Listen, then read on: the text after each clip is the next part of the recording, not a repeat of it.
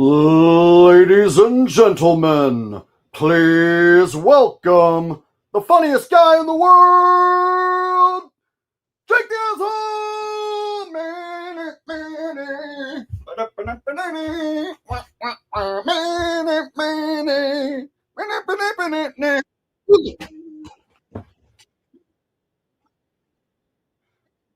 All right. That's how I like to start my show. At least that's how I like to start it tonight. It's Friday, y'all. You guys ready to have some fun? I am, because it's Friday. And this is my job. This is what I do. I have fun on Friday night for a living. So, with that being said, let the living begin. All right. I had a super chat come in. Chuck said, good evening, Jake and chat. I had a super chat come in before this shindig even kicked off. Let me go back and find it. Hopefully I can scroll back and still pull it up. Before the show even started, He Who Limps Martin with a 420 donation. 420, bro. Every day's 420 with me, bro, if you know what I mean, dude. I don't know what that was. He said, my tweaker print faded.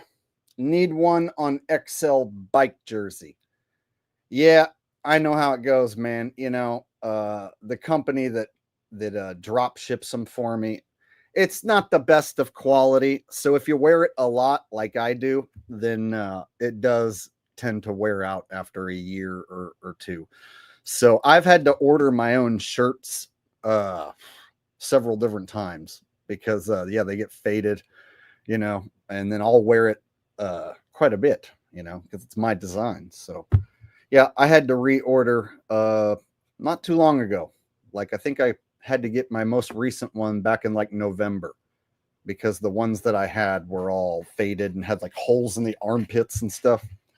So I know it happens to me too. It happens to the best of them. And I am the best of them. So that's how I know. Thank you, He Who Limps Martin, getting us started with some super chat cheddar before the show even starts. You know, I have the best audience a guy could ever ask for. Even though I'm shadow banned, I'm held back. You know, the people who have made it here, you guys deserve to have some fun. And that's what I'm going to give you. You guys deserve the best. And that's what you've got. So, let me say hello to a bunch of people here. Ray Love says, what's good, Jake? Oh, life is pretty good, man. You know, I can bitch and complain about different stuff going on in the world. And I do. But the fact that I get to do this for a living and take days off whenever I want, and then, you know, show back up, and I got an audience here happy to see me and whatnot. It really is, you know, pretty cool what's going on with my life right now. Even if I don't have a lot of money, even if I don't live in a luxurious place, no wife, no kids, well, I'm still having fun talking to my people on a Friday night, expressing myself as only I can do. And you know what? Tonight, it should be a fun show because, you know, they blessed me with Elon and Trump being the main characters on the world stage like every day. Right? So it's easy pickings lately.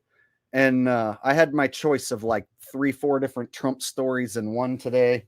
And Elon's involved in several different things. But tonight, I thought what was most entertaining, what looked most entertaining to me was the vandalism of the Tesla dealerships.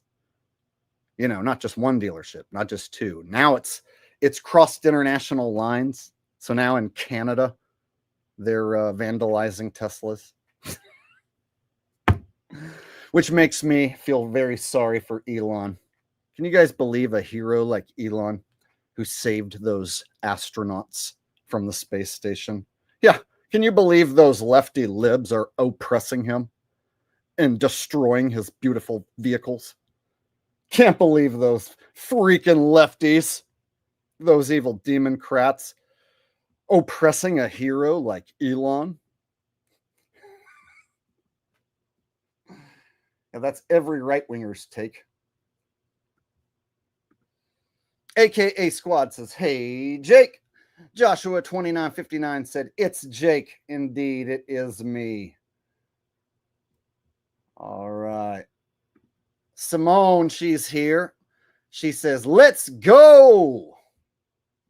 That's a popular thing now. Everyone says, let's go. Very basic. Let's go. It's become very, very popular from like youngins all the way to adultins. Have you noticed that? Whereas if you go back to like 1980s and 90s to early 2000s, people didn't yell, let's go, like it was like a hip, cool thing. But for some reason, something as simple as let's go, it like took off and crossed all the borders.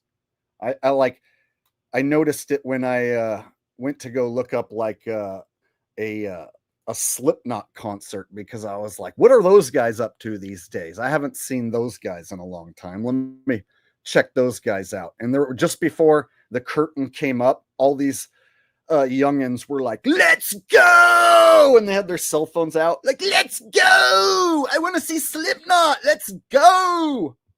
So I guess now everyone says it.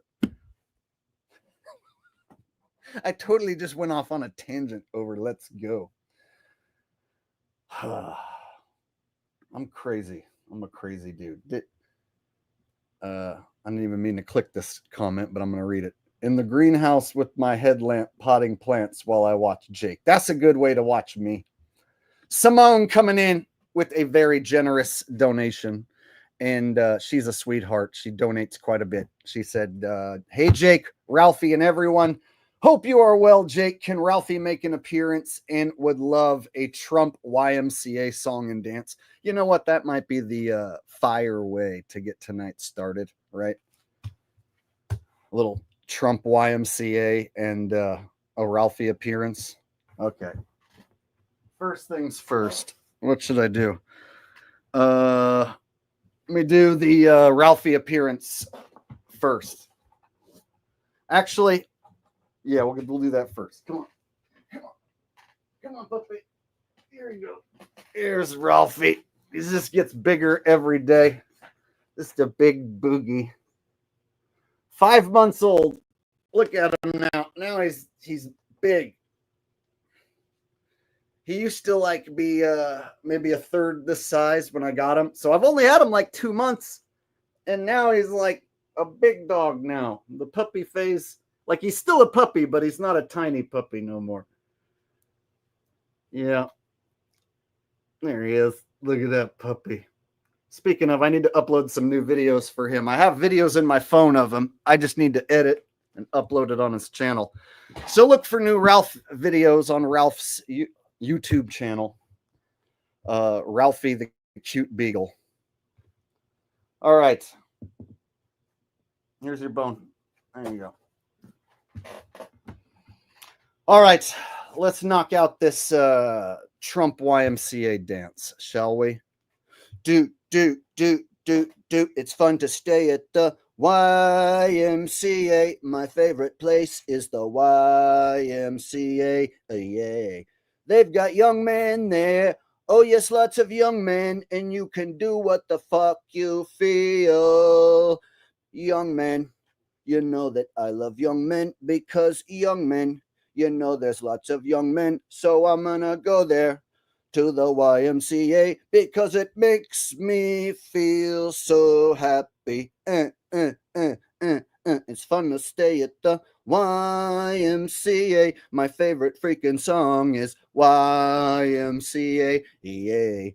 Well, there's lots of young men. You know I love young men. So I go to the YMCA and then I get freaking gay at the YMCA. With young men I like to play at the YMCA. Yay. You know that this song is great. You know it's incredible. And I do whatever I feel. Young men, let me tell you about young men. You know that young men, they go to the YMCA. So I'm gonna go there so I can hang out with young men because it makes me feel so happy. One more time, everybody. Do the little dance. YMCA. My favorite freaking song is freaking Y. All right. Woo. All right, I think that I carried it on too long. That's how I start my show. Well, you guys don't start your show like that? Psh. Me and Trump, that's how we party. Trump and I, we like to get down to the same song. Some of you guys are like, dude, that was gay. Dude, that's Trump's favorite song. I'm making fun of it. That ain't my favorite song. My favorite song is Don't Fear the Reaper live, played by BOC. Blue Oyster Cult. That's my favorite song. Not YMCA. But people like it. Apparently, they like it enough to pay me to make fun of Trump doing YMCA. They do. Ask Simone. She knows. Here she is. She's giving me the laughing emojis. So that means job well done on my part, right? You are welcome. Someone said one more time. Do one more freaking time, young men. Oh yes, I love young men. You know, young men. Oh yes, lots of young men. So yes, young men. Let's talk about some young men at the YMCA right now. It's fun to stay at the. All right, that's enough. That's enough. Now watch, you guys are gonna start singing that in your head, and you're going to like it better than the original version. So you're going to be that person walking around singing young men, lots of young men. Then you'll start coming up with your own lyrics about how gay it is at the YMCA and how there's lots of young men there. Yep. So, with that said, with that out of the way, let's start the show, Daddy-o. First on the agenda, what do we got? Breaking, y'all. Some breaking shit from yesterday. Tesla attacks lead to 3 arrested with domestic terrorism charges. Ooh, you guys. So apparently now, you damage the wrong car, you're a terrorist. What happens if you set a Dodge Caravan ablaze? Well, that's just regular arson. What happens if you set a Cybertruck? Oh, well, now you're a freaking domestic terrorist. Well, I better just set regular cars on fire then, and not any of those Teslas. I don't want to be considered a domestic terrorist. All right. Some breaking news that we are following for you this hour, and this has to do with these Tesla attacks that we have been seeing in recent weeks. We now are learning that Attorney General Pam Bondi has announced charges against 3 people in domestic terrorism attacks on Teslas. 3 people accused of destroying. Q and Fee, what's up, bro? Glad you could make it, man. I know it's late over there where you live, so you're staying up late to catch some of the stream. I just might have to maybe later on show your video making fun of Craig because it's quick and funny. Glad you can make it, brother. So check it out, guys. First thing I notice, what's up with this super grainy footage? We're in the age of high tech, right? This looks like somebody filmed a TV screen with their phone, and then they're showing that. Like, what am I even looking at? Is this security footage from 1990? What's going on? Tesla cars and charging stations are now facing up to 20 years in prison for domestic terrorism. Are you telling me that's the best shot you got of the perpetrators? You're telling me the perpetrators are all just some blurry, pixelized brown dots on a screen, and then this is fire, and this is what comes on the mainstream news? You're telling me this is the best you got? What? U.S. Attorney General Pam Bondi announced just moments ago. She said in a statement as well, the days of committing crimes without consequence have ended. Let this be a warning. If you join this wave of domestic terrorism against Tesla properties, the Department of Justice will put you behind bars. Yeah, guys, Blondie Bondi. And you guys, right away when I heard there was this new chick called Bondi, right? Pam Bondi. She's like a blondie. It's like I looked at her once and I was like, oh, all the boomers who voted for Trump probably want to do her. So they're like, ooh, Pam Bondi, she's a blondie. I want to fuck her inside of her little butthole because she's so cute, right? Like every boomer wants to do her in the butt. Please. Probably. Kim Jong-un, the actual Kim Jong-un, won $210 off my casino method. You're welcome. Don't tell everybody, okay? Keep it a secret between me, you, and the other 5 million fucking rats who know the secrets, who steal all the plays.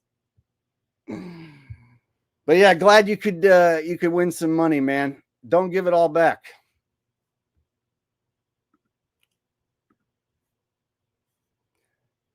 So check it out. This character right here, swear to God, they rolled that out as like boomer eye candy.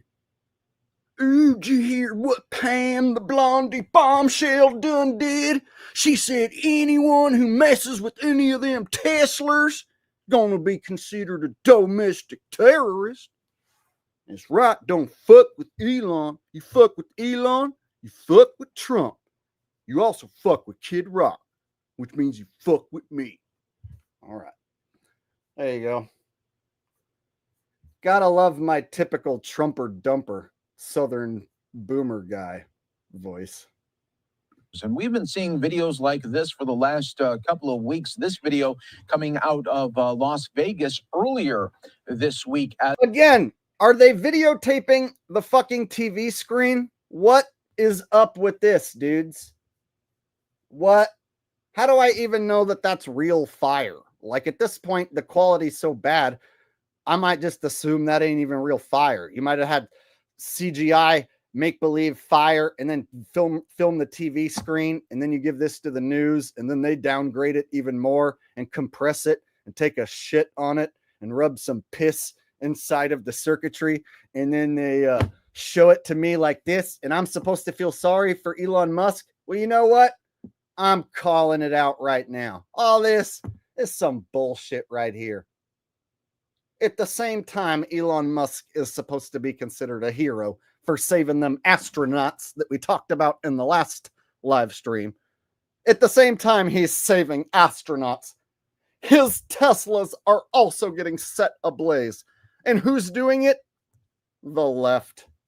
Radical lefties, you guys, don't like Elon. And they're burning his Teslas. And the proof? The worst low-grade footage you've ever seen. Yeah. Don't you feel sorry for Elon right now? I do. I feel so sorry for Elon right now. Every conservative who supports Trump is all thinking the same thing, like them fucking libs torching Elon's car. He's a hero. He saved them astronauts. Biden didn't save them. Biden was going to leave them astronauts up there to die. That's a new popular one. Biden didn't want to save the astronauts, but Trump and Elon wanted to save the astronauts.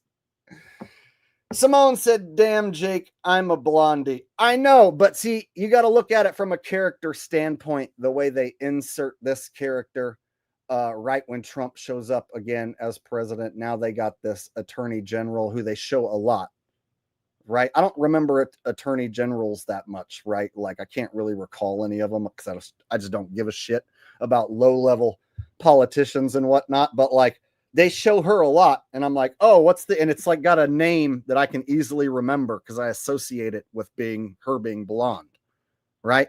So I'm looking, and I'm like, this almost looks like they created this Bondi character, right?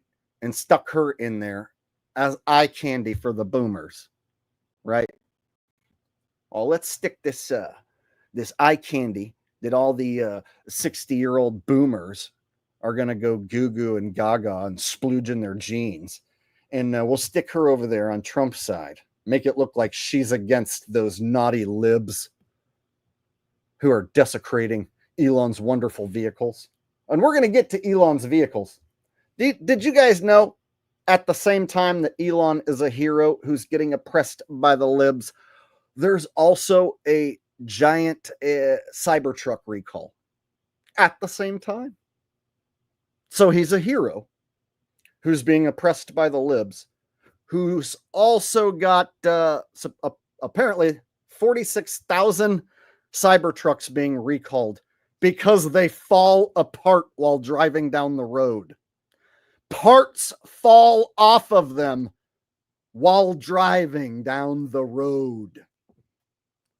But he saved them astronauts, so he's a hero. And he's being oppressed by the libs. And his Cybertrucks fall apart while going down the road. All at the same time. Same fucking time all this happens. Wow.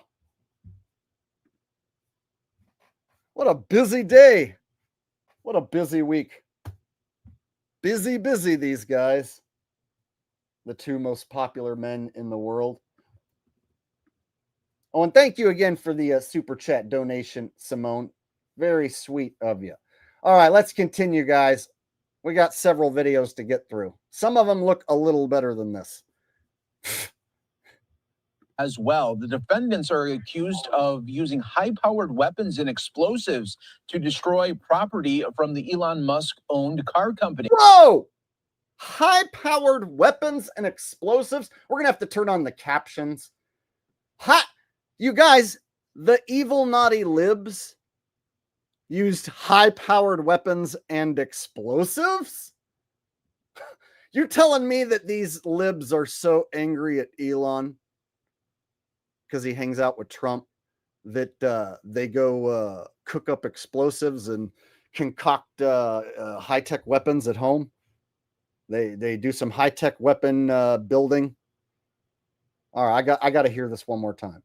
This week as well, the defendants are accused of using high-powered weapons and explosives to destroy property from the Elon Musk-owned car company. So not a Molotov cocktail. High-powered weapons and explosives. Wow. It's pretty hardcore, you guys. These libs don't like Elon so much that they're creating bombs and blowing up his cars. Good thing he's got Trump there to help him sell those Teslas.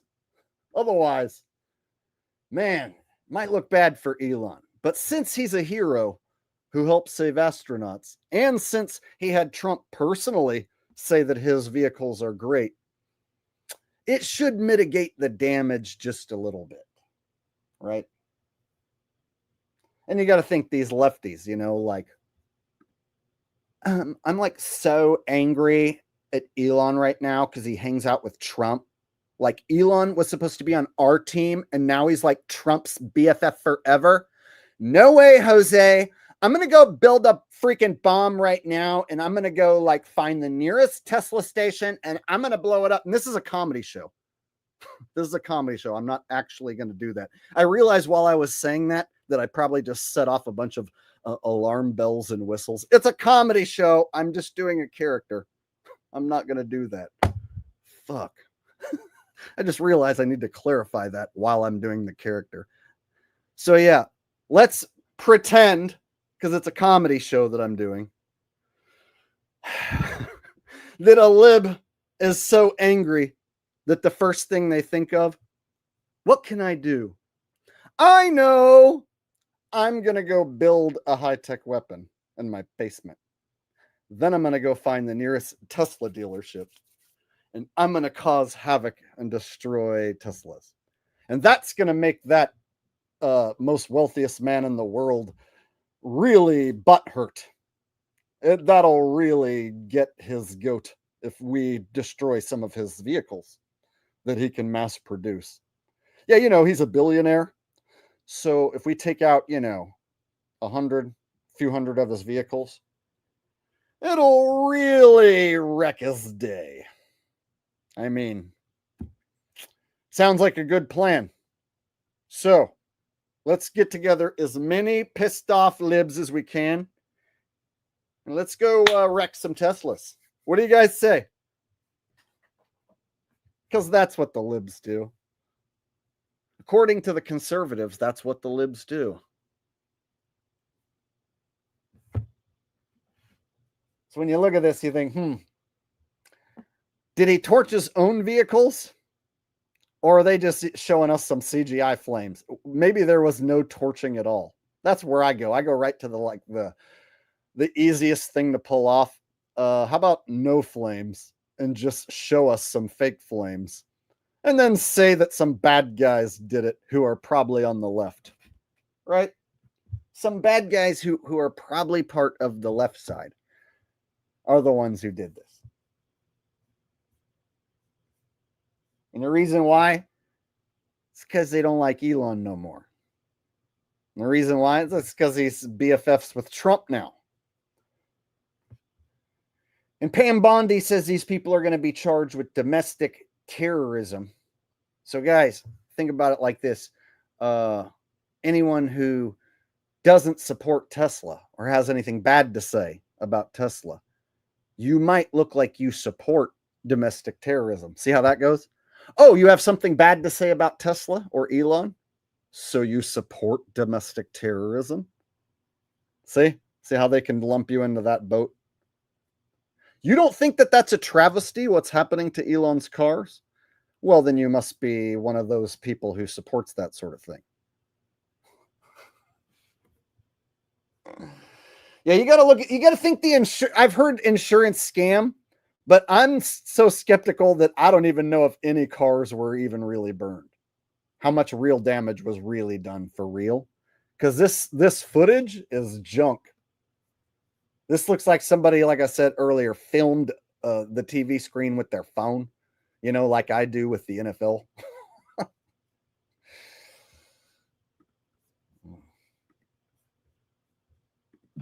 One allegedly carried a suppressed AR-15 rifle while lobbying 8 Molotov cocktails at an Oregon Tesla dealership, while another is accused of trying to light Tesla cars on fire with these same explosives in Colorado. And again, this is just some of the aftermath of some other video from Las Vegas as well, showing explosions that were happening earlier in the week here. And you could see those cars that were caught up in.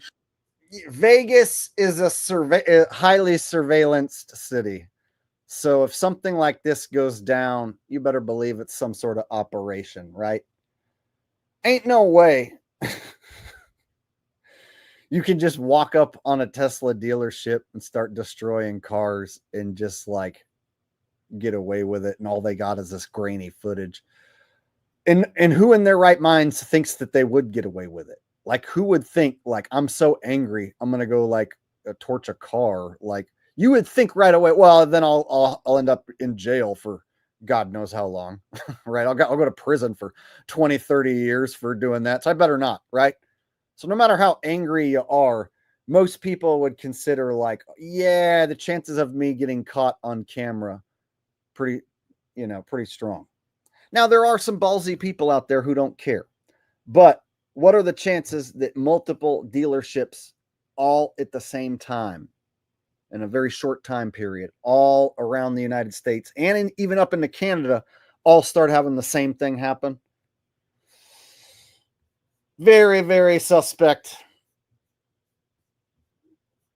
I always think, man, even the sheeple should have alarm bells going off over this one. But no, if you're conservative, you think these are evil lefties who are burning these cars.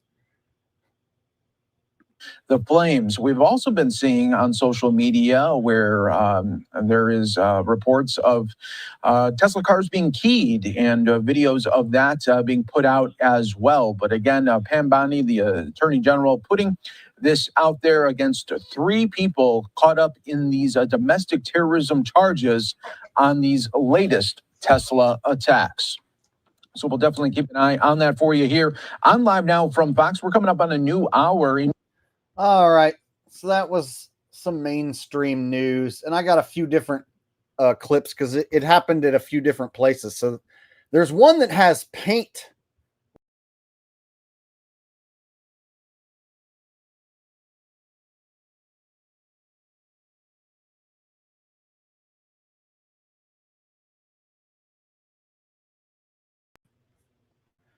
My bad. I hit the back button. They didn't get me. If you're in StreamYard and you have the StreamYard tab open and then you hit back, then it takes you out of the studio. Anyway, so I'm going to pull up the next video. So there's one where the vandals use paint and they willingly go on camera and get caught on camera. So this next one, completely different from what they just showed us. So they just showed us this grainy trash video where we couldn't really see anyone, right? We didn't get any look at any of the vandals. Whereas this one, they're so brazen that they just walk up and just start spraying paint all over. You guys tell me if you buy this as being legit. And this is from CBS News. So this is from a mainstream outlet. Check it out. Tesla dealership vandalized as backlash grows against Elon Musk. 2 young environmental activists filmed themselves as they spray paint the Tesla dealership.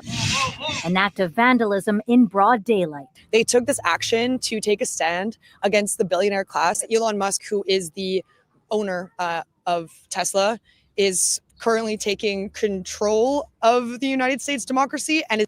Okay, stoner hippie chick. Let's get stoner hippie chick to read a script right over here. And she's going to act like she's not reading and stumble a bit during her line. Dude, she looks like she just got high and she has no idea what she's even talking about, but she's just reading it. Check this out.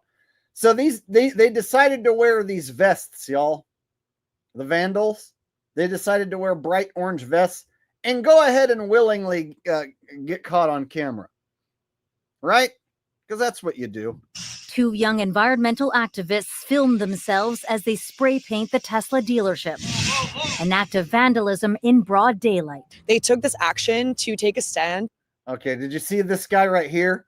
This is the only backlash they get is a guy comes out the door and goes, whoa, whoa, whoa, whoa. Watch. This dude comes out the door and he goes, whoa, whoa, whoa, whoa. Young environmental activists filmed themselves as they spray paint the Tesla dealership. An act of vandalism in broad daylight. They took this... And then they stop and then the camera cuts. That's it. Oh, is that how it ended? Such stupid shit, dude. Oh my God. You know, and I just ask simple questions sometimes like, so you're telling me that they just walked up like that in those bright orange vests and willingly put themselves on camera just so they could like spray some paint on the building? What's that supposed to do? How do I know that the paint doesn't just wash right off? Wouldn't that be super easy to have some people who are part of Team Tesla spray some washable paint and then have a dude go, whoa, whoa, whoa, and then cut the camera and be like, oh my God, it was vandalized by vandals. Bry guy, jury guy. God, that's a weird name. Bry guy, jury guy with a donation says the cars have cameras. Hello.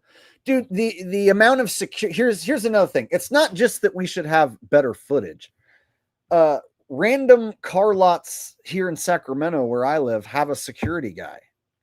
They'll usually have one security guy there who sits in his car and stares at his phone and does nothing because there's usually no reason for any, to stop anyone from doing anything wrong. But just in case some homeless guy comes onto the lot, or if somebody was to come onto the lot and start messing with the cars, it is good to have, one dude on the premise. So you would figure that at least on a Tesla lot that you'd have a dude on the lot. And then once one dealership got vandalized, then you would be like, okay, let's put multiple security guards at all of our Tesla shops because one of our main shops got vandalized, right?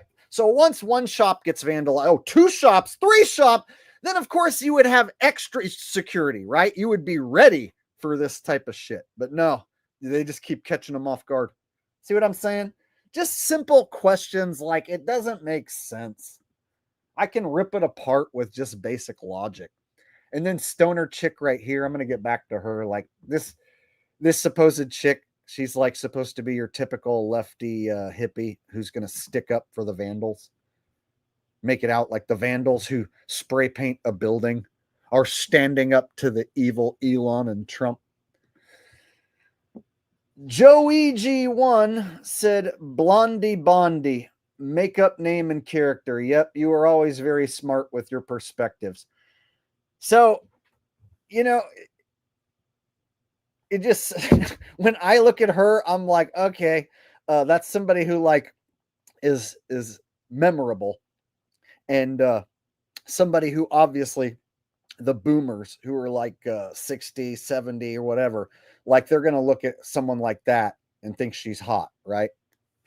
So any typical Trumper is most likely going to think that Pam Bondi's just so hot.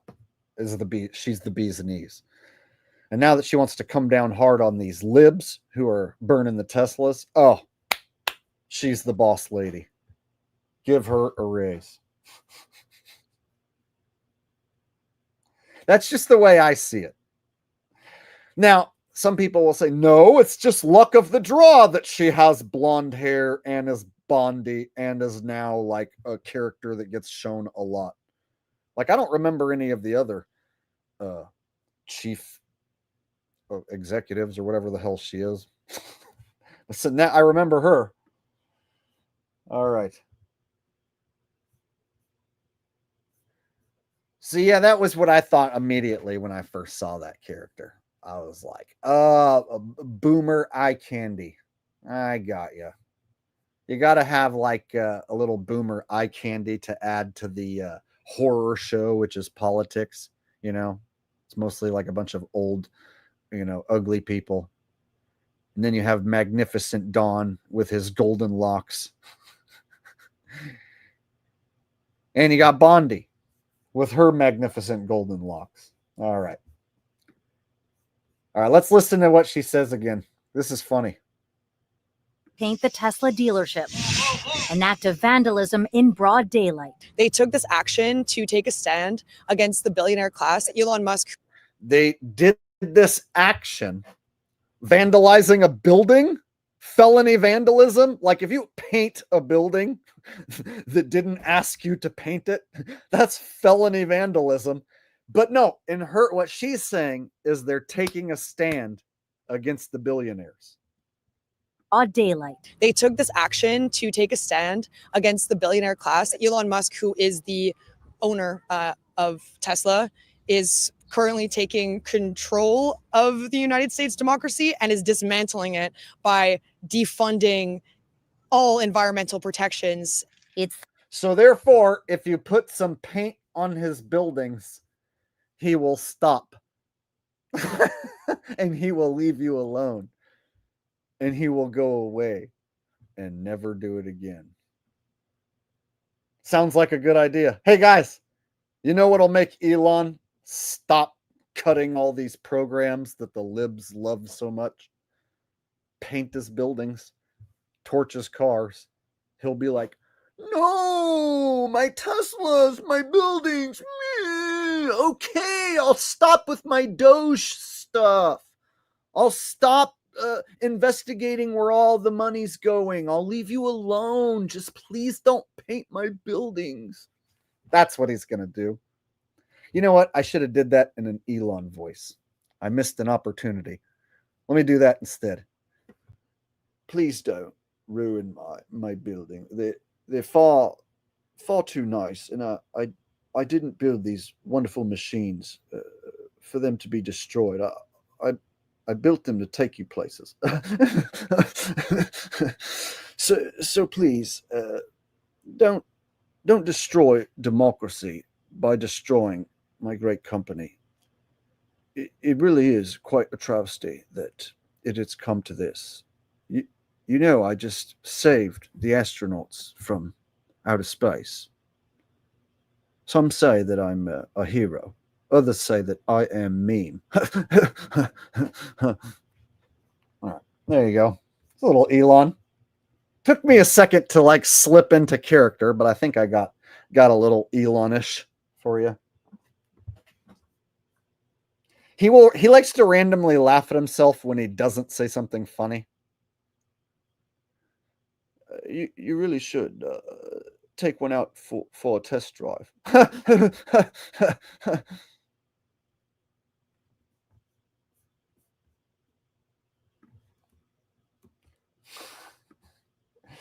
Dude, the conservatives are falling for this, you guys. They think that there's lefty libs painting Tesla buildings. So stupid.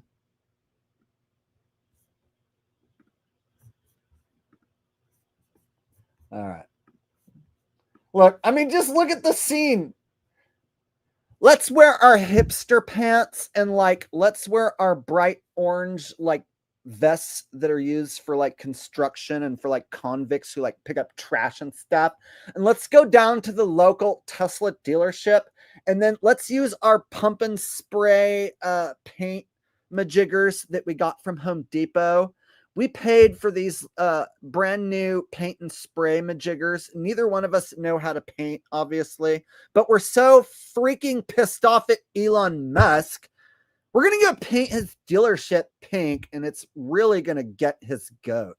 He's going to be like, I can't believe that they did that. And that'll teach him a lesson. Yeah, Jake.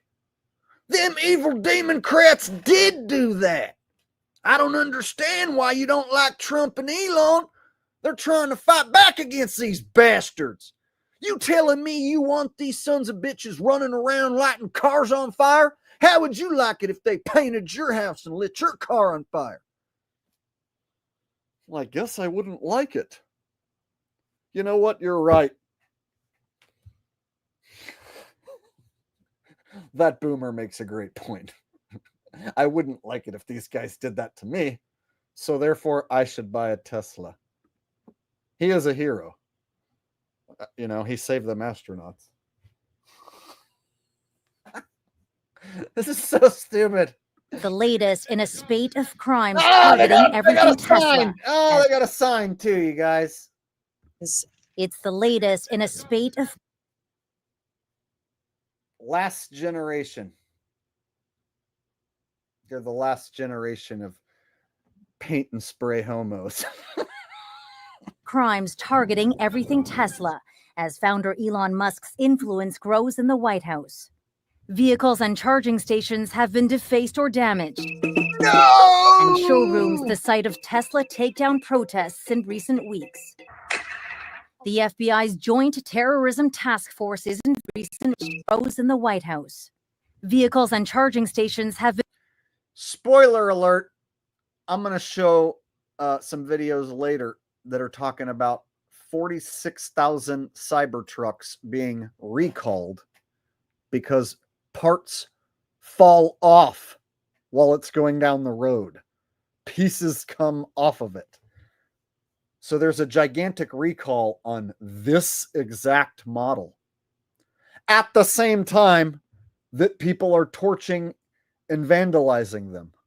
At the same time that the guy who created this company saved astronauts from space. Been defaced or damaged. And showrooms the site of Tesla takedown protests in recent weeks. The FBI's Joint Terrorism Task Force is... There's somebody each week who tries to call me out for like hating on Trump. Sometimes they'll say something stupid like, you didn't do this to Joe Biden. Why do you do this to Trump? I'm like, dude, I called out Joe Biden as not being a real guy. I have a song on my channel called Fuck Joe Biden. I have another one called Joe Biden Loves to Touch Children. And then they're like, well, I guess I never saw that. But It just seems like you talk shit about Trump way more than you did about Biden. Like, I fucking called out Biden for not being a real guy. Who do you know that did that? See? So some of the right wingers try and act like me attacking Trump all of a sudden is something that shouldn't happen because I didn't do that to the last administration. It's like, yes, I did. I tore the last administration apart. And before that, I tore Trump apart. Before that, I tore Obama apart. Whoever's president is getting torn apart by me. That's gonna happen until I die. I'm gonna tear apart whoever the puppet is who's president. And I know you're just kidding around when you say stop making fun of Trump. So I'm not like calling you out or taking what you're saying serious. And nobody should. And One Ballers donates often, and he's kidding around. But there are real Trumpers who show up to the comments section, you know, once a day, a few times a week, who try and call me out as if I'm some sort of lefty supporter.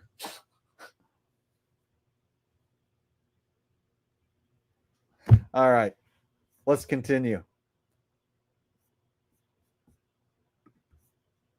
Investigating after Teslas were shot at and firebombed at a service center in Las Vegas. Yeah, that fire just looks CGI to me. Check it out. I'm going to shut the sound off. This fire don't look right to me. Something looks off.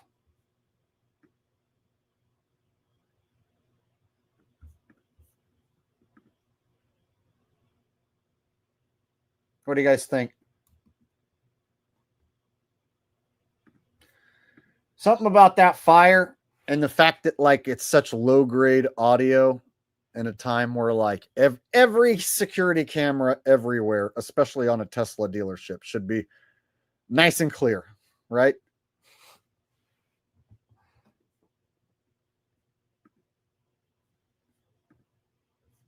This is what they're giving us. I've said it like 4 times that it looks like they filmed a TV screen with a phone and then put it on the news as the main footage. And then the better footage where we get the people painting the wall, they supposedly just did it out in the open and gave themselves away. Like, we're going to openly go to prison because we care about this this issue so much. We're going to paint this wall and go to prison. Think about that.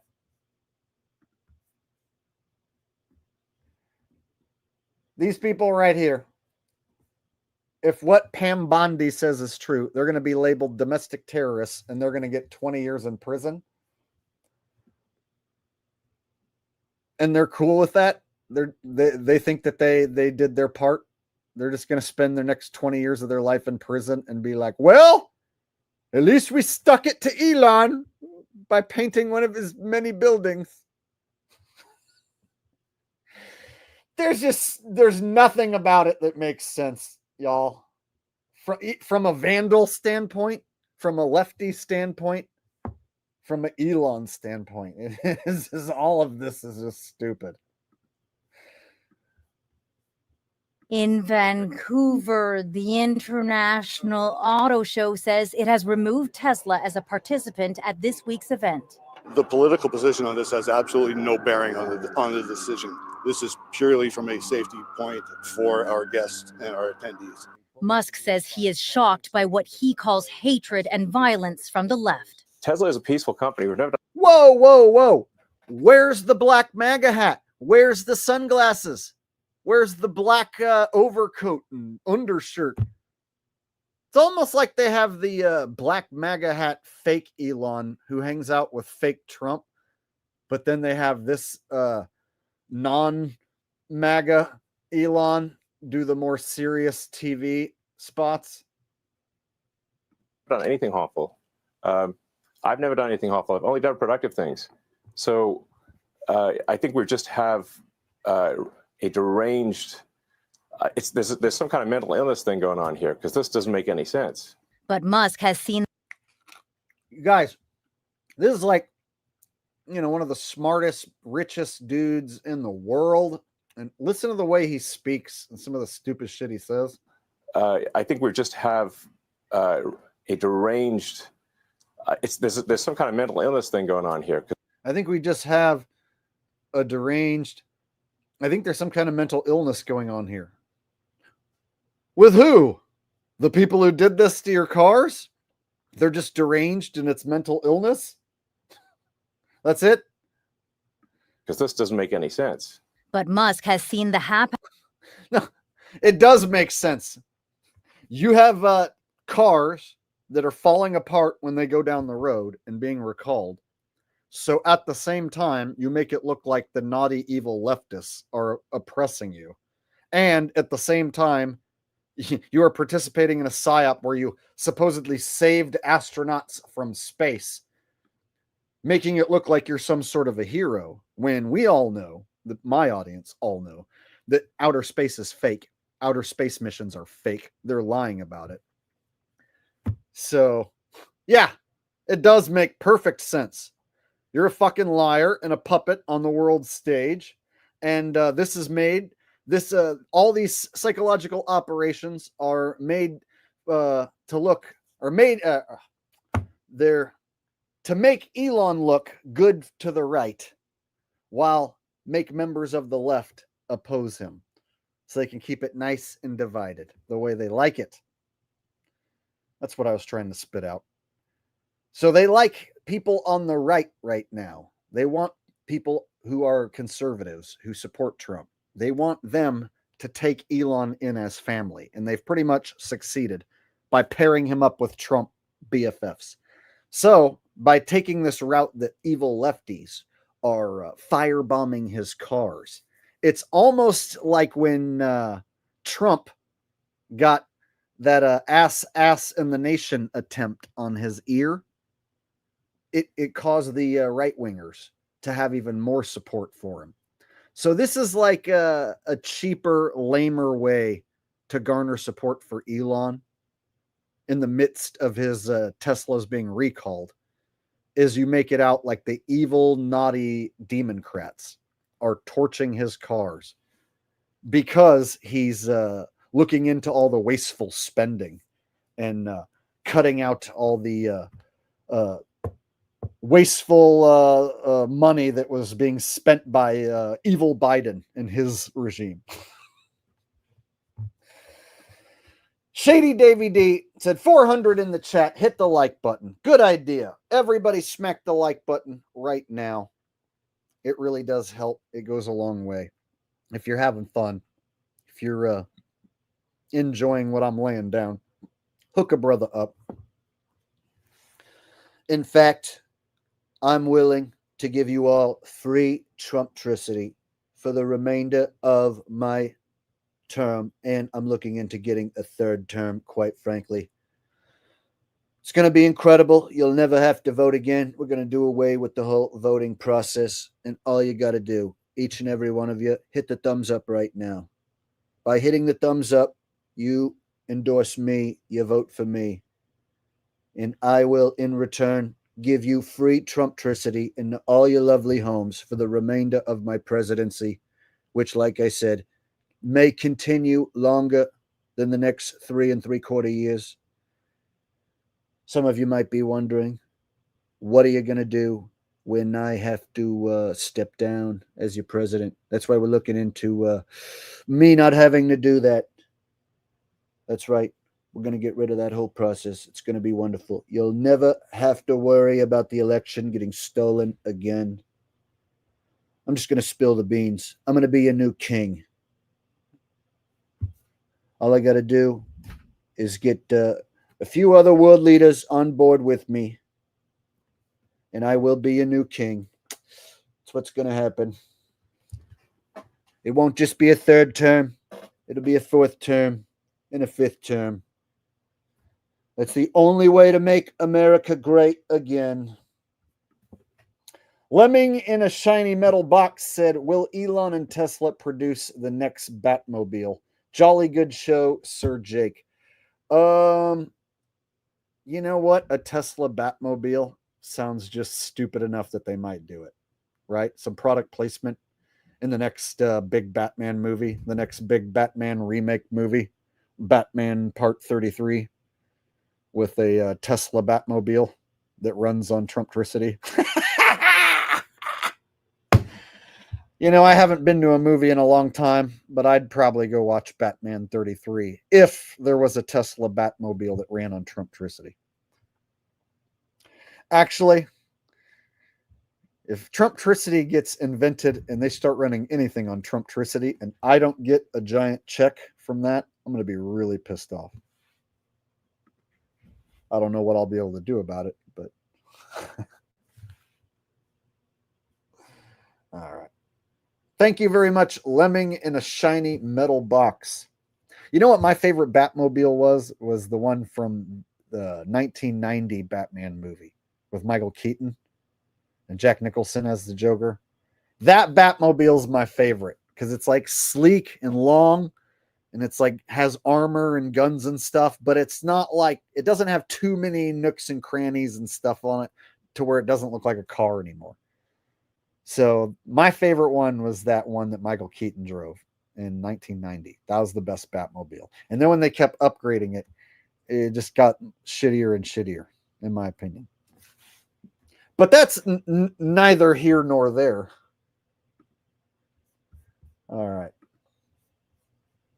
Haphazard slashing of the U.S. federal workforce. Some believe the backlash against the electric car maker is just the beginning of a larger movement against Donald Trump.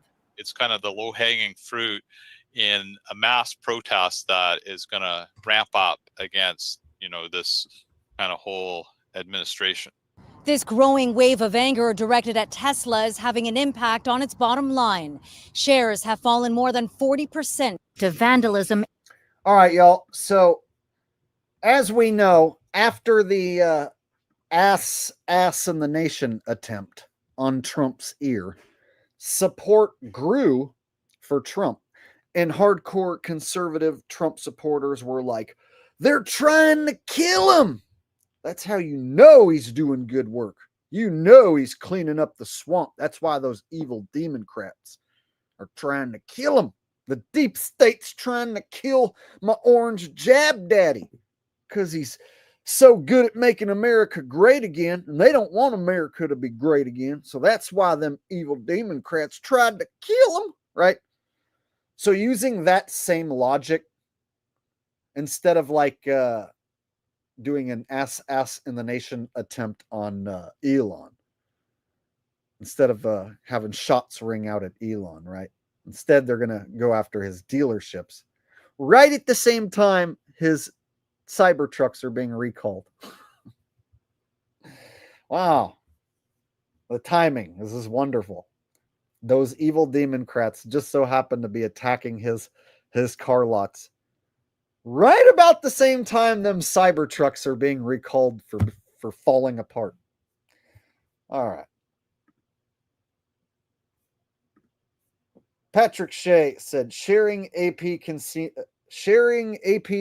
casino wins, bro.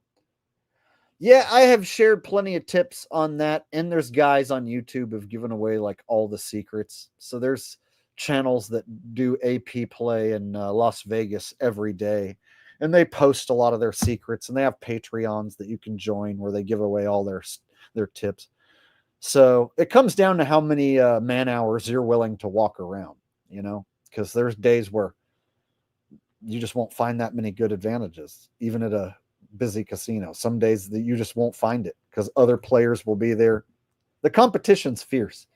So it comes down to like how many other players are there, how many advantages are you going to walk up on. And sometimes you just got to have a little bit of luck on your side as far as like somebody gets off of a machine and leaves an advantage for you. You nail it. Everything goes your way. Boom, boom, boom, boom. So yeah, having the knowledge of how to do it gives you the ability to win more often than not. All right. Thank you very much, Patrick Shea. I appreciate that. Yeah, those who want that information, it's out there to be found for free. You can watch guys give away that information. You can watch people play those machines online, learn how they work without blowing your own money, and then show up and find it already know how to play. But you got to put in the legwork and the time and effort. It's like poker, right? Even if you have a good hand in poker, that doesn't mean like you're going to like over time win a lot of money. It's like there's some people that like they know how to play poker, but they don't win. And then there's some people that know how to play poker and they just take other people's money for a living. So it just all depends on each gambler and what you know and what your work ethic is like. All right. Let me move on to the next vandalism video. Like I said, the Tesla vandalism crossed international border. There was one that came out of Canada that said in Hamilton there was a Cybertruck attack, or a Tesla dealership attack, excuse me. So let me pull up the Canadian news clip. This one's short. Amazing got Gabriella to the school dance. Amazing starts at CSL Plasma. Donate plasma today. More than 80 Tesla vehicles were damaged in the country's largest Tesla showroom. Although still under investigation, it appears this incident may have been triggered by the company's CEO Elon Musk's close ties to the Trump administration. Hamilton police were called to a Tesla dealership on Upper Wentworth Street on Wednesday after receiving a report of damage to some of the vehicles in the store's inventory. Upon arrival, officers discovered deep scratches, punctured tires, and other vandalism on upwards of 80 Tesla vehicles. Officers are currently reviewing CCTV footage. You guys, how easy is it to just let the air out of a few tires? You don't even have to slash it. Like just show the people at home a flat tire and be like, oh my God, 80 Teslas were vandalized. And then when you look, it's like, that's just a flat tire. How do I even know that somebody like stabbed it with a knife? You might just have a flat tire. Of the overnight incident and seeking the public's assistance with the investigation. No suspect information has been released. Meanwhile, in recent weeks, tensions surrounding the electric vehicle have reached new heights as vandalism against the Tesla vehicles has risen here in Canada, the US, and internationally as well, and it could be due to Elon Musk's growing influence in the White House. This has sparked heated debates among Tesla owners, many of them expressing concern over the recent wave of attacks. It worries me.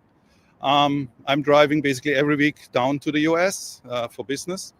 And I'm really concerned. I see a lot of middle fingers and it concerns me. Holger tells me he loves his Tesla Cybertruck and was drawn to the vehicle for its innovation. If you had a Tesla, everybody looked at you and you represented basically the renewable energy, all the positive things. And now all of a sudden it turned around. He adds he would prefer that Elon Musk stay out of politics and just focus on running Tesla.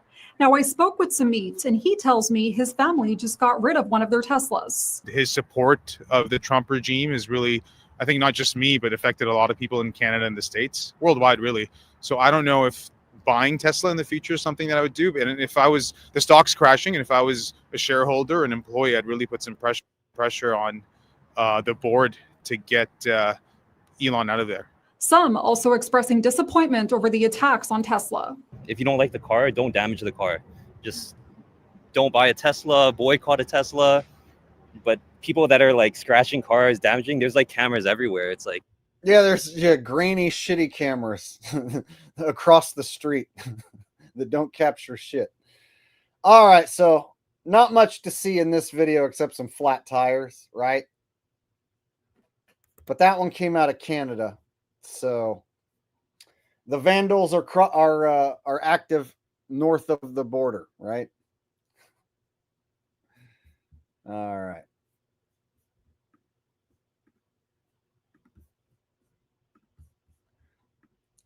All right. So now we've seen the news reports. Now let me show you a different report that the Cybertrucks are falling apart and being recalled.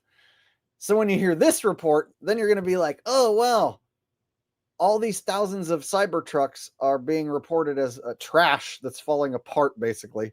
as a safety hazard, right at the same time his cars are being vandalized, and we should feel sorry for him. Wow. Crazy how it just worked out like that. All right, let me go find the Tesla recall video. All right. Here we go.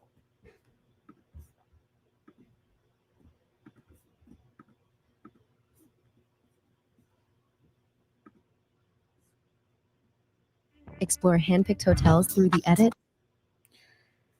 Gotta love the commercials. All right. I don't ever watch this guy, but Process can be a drag. but since I just clicked on the video again, it showed me another commercial. Awesome. Okay, here we go. I don't ever watch this guy, but he talks about Elon Musk melts down in a Tesla recall. So I decided to check it out, and it seems like there is a huge Tesla recall. Full panic mode as the stock is crashing and Elon Musk wealth is plummeting. That's the subject of today's video. And check out this headline. This is from Fox News. You know it's bad when they have to report it. Elon Musk Tesla recalls most Cybertrucks due to trim panel risk. What the heck is going on? You also got this. Tesla recalls most Cybertrucks. You got most of them. And then you have this. Most Cybertrucks recalled to ensure steel panels don't fall off. Steel panels falling off Cybertrucks, y'all. You know what? That would be funny to see. See someone in them lame-ass fucking rolling pieces of garbage, and then see like some of the garbage paneling falling off, and then pointing and going, ha ha. Oh yeah, I forgot the stock thing too. So at the same time his stock is plummeting, at the same time Cybertrucks are being recalled, at the same time his dealership is being vandalized, at the same time he's a hero because he saved them astronauts from the space station. Wow. It's a hell of a busy week. So yes, the Tesla Cybertrucks are literally just falling apart. And it's actually interesting because Elon Musk's plan before was to basically bribe the government by the presidency to make it so that the regulations will just disappear. Any kind of lawsuits against him will disappear. Any kind of investigations on his companies will, quote, disappear. But it must be really bad if they're still actually recalling these things, because essentially this is what it is. Nearly all Cybertrucks have been recalled because Tesla used the wrong glue. They use the wrong glue. Okay. I guess I'm going to be the one to say it. So, if his wonderful Cybertrucks are falling apart while they go down the road because they use the wrong glue, I'm to believe that he successfully sent his company to outer space to rescue astronauts, and in the future is going to send humans to Mars. Better hope they don't use the wrong glue on that Mars spaceship, huh? No, Jake. They would never use the wrong glue on the spaceships. Just the Cybertrucks that they want us to drive around in. They use the wrong glue on those. The astronauts in the spaceships, the test ships, the Tesla spaceships, they use the right glue every time.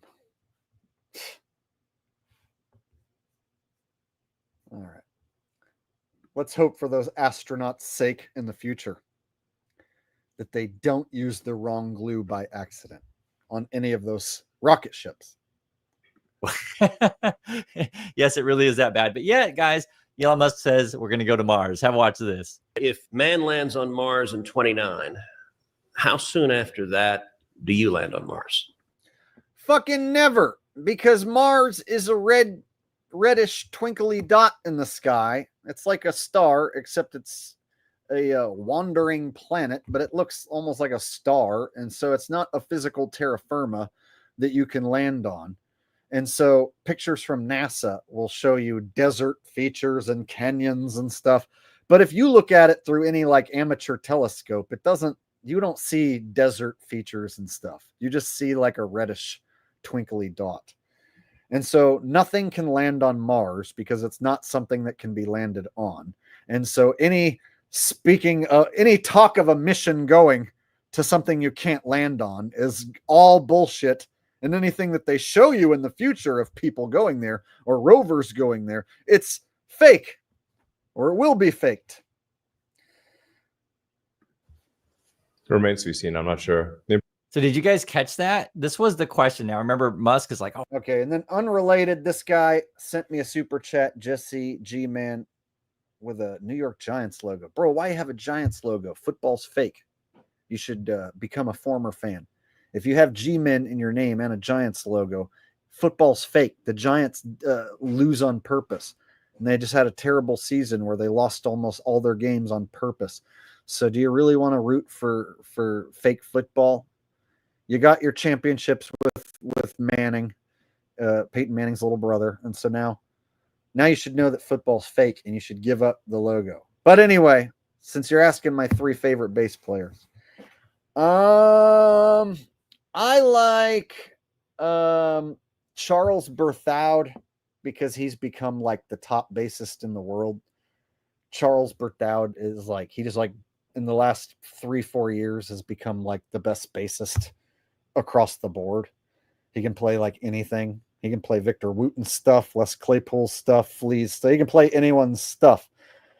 So I would say Charles Berthoud is like the top bass player in the world. And he reminds me of like what I could have been if I would have made bass my main instrument and like stuck with it every day and made bass like my main thing that I do every day of my life. I would have probably have been about as good as Charles Berthoud. And then I like a guy who's in Kenny G's band, believe it or not. I don't know if he's still in Kenny G's band, but Vale Johnson, Kenny G's bass player. He plays Kubicki X Factor basses, and I got into him a long time ago. So I really like him. And and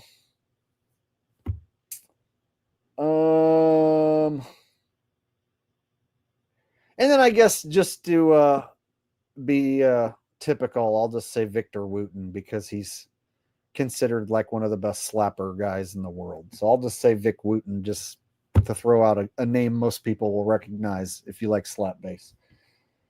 All right. So there you go. There's 3 names. And look into ditching the Giants logo. All right. oh my God, guys, we're going to go to Mars. This is when his trucks are falling apart. And he literally says, I'm not sure. Listen again. I want you to catch it. They tell on himself all the time. If man lands on Mars in 29, how soon after that do you land on Mars? It remains to be seen. I'm not sure. The important thing is that we build a self-sustaining city on Mars as quickly as possible. It's important to build a city on Mars as quickly as possible. Why? So we can study what life is like on Mars inside of a bubble. So basically, you're going to have to be inside of like a bubble, right? What person thinks it would be fun to be like encapsulated in a fake environment all the time? Right? And biodomes, you know, it presents a huge problem to create like some sort of biodome, big, huge, oxygenated with plants and water and all this stuff. Like even in a theoretical place that doesn't exist, like it doesn't make sense. Even if Mars was a place that you could go to, let's say outer space is real and Mars is a place that you could go to, it doesn't make sense to build a city there. Or a biodome. It doesn't. It sounds cool to people who believe in space and are stupid and brainwashed, but there's no actual logical reason why you would do that. Now, when you throw in the fact that space is fake and you can't land on Mars, well, then it's just the most retarded fucking ridiculous shit that I've ever heard. And I don't even understand how anybody fucking can listen to this and be like, oh, we're going to go to Mars. I wish I could live in a Mars city. I want to live in Mars. The key threshold is when that city can continue to grow, continue to prosper, even when the supply ships from Earth stop coming.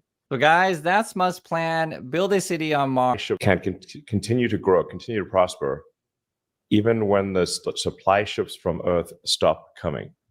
Looks like he was reading that off of a piece of paper on the table. I'll hear him say it one more time. When that city can continue to grow. When that city can continue to grow, continue to prosper, continue to prosper, even when the supply ships from supply ships from Earth stop coming. Stop coming.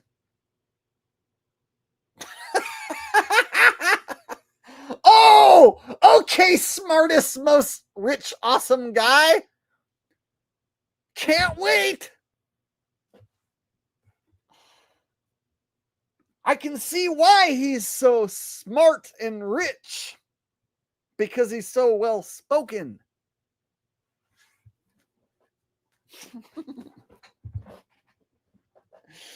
What a fucking ridiculous clown character. And every Trumper and they mama has to be on board with him because he's Trump's BFF butt fucking buddy forever. So you have to be on board with this go to Mars and build a city shit. It's important that we do that. Why? So that we know what it's like to live in a city on Mars and we can tell people on Earth what it's like. It'll help us know what life is like in a place where life doesn't belong. Like life doesn't belong there. That's why there's no life there that we know of, right? So going there and building a city, even if it was a place you could go to, why? If something went wrong and everyone died, that would be quite the travesty. And you have to think about it. A city on Mars, all it would take is like some sort of oxygen failure. That's it. Everyone's dead. No, we'll have like plants and stuff inside and it'll be a perfectly sustainable biodome and everything will be oxygenated perfectly forever and you won't need to have any supply ships. Okay. So guys, that's Musk's plan. Build a city on Mars. Make sure it continues to prosper even when the supply ships from Earth stop coming. I know it sounds like a sci-fi movie, right? But that's the world that and sort of thing that Elon Musk inhabits. YouTube, and you're gonna go to Mars. Please buy my stock. He's also building these video game stations. Oh, this next part's funny. This guy exposes Elon as being a gamer nerd, and then there's footage of Elon just sitting there like a stoned teenager, like a drunk monkey, just clicking buttons, playing video games. Jen No Fear coming in with a super sticker. Thank you very much, Jen. I appreciate that. Glad you could make it tonight. That super sticker coming in. All right. So this footage he has of Elon gaming. Oh my God, it's pathetic. He's just like mashing buttons. It's hilarious. I don't know. It's hilariously pathetic. Here we go. Then actually, I think we have real footage. It says right here, 14 hours ago, retweeted by Elon Musk. This is one of the Elon Musk fan accounts. Tesla owners are still that's the richest, most awesomest person in the whole world, the biggest genius ever. He's telling you we're all going to go to Mars. You're all going to be rich on Tesla stock. And I think he plays video games a pretty significant portion of his life. That's Elon Musk there. And what do you guys make of this stuff? Like, why would you tweet this stuff out? Oh my God, just the sound of somebody just pounding buttons over and over again just annoys the fuck out of me. And then this type of game where just enemies just keep coming at you over and over and you just have to kill like hundreds and hundreds of enemies over and over again. Like, ugh. I stopped playing video games years ago. And so to see somebody like the character Elon, you know, he's like Mr. Billionaire, you know, hangs out with Trump. Oh, and he likes to play video games too. Like, dude, shouldn't you be working at one of your companies on like, you know, making a better glue to hold your fucking Cybertrucks together? Stupid piece of shit.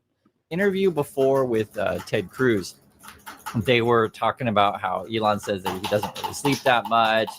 He works all the time. And yet we have these kind of video footage of him just like playing video games. I mean, what do you make of this stuff? Because we had the reports, basically he told his like assistants, right, to go out and buy him a big screen TV so that he could play video games. I don't know. And to be fair, I mean, I like video games too, but I wouldn't necessarily do this efficient enough to your money. Isn't this a sort of... Oh, wonderful. All right, let's check out some of this Tesla stuff here. He goes on to expose some more stuff. This is the headline I'll tell you. It says 1.4 billion is a lot to fall through the cracks, even for Tesla, when money spent on assets doesn't result in assets.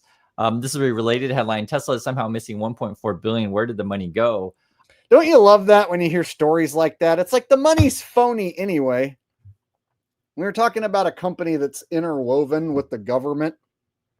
Like, the money ain't real. They can just add zeros and ones to anyone's bank account at any time. Where did those digits on the screen go? I don't know, but here's some more. Boop, boop, boop, boop, boop. Ha! Right? Hey, where did those little pixels on the screen go? Oh, you want a little bit more pixels? There. We refilled the pixels on the screen. They're back. That's basically how money is created, by the people who get to create the money with those special computers. They just create some fucking more. And Tesla isn't just a private company. It's interwoven with the government. You can't go to space unless you are part of the government. And so Tesla works hand in hand with NASA. Excuse me, SpaceX works hand in hand with NASA. So SpaceX, Tesla, Elon Musk hanging with Trump. This is interwoven. This just shows you he is interwoven with the fabric of government. They've BFF'd him with the government, but they act like he's some private company who does his own thing. Whatever. Where did the money go?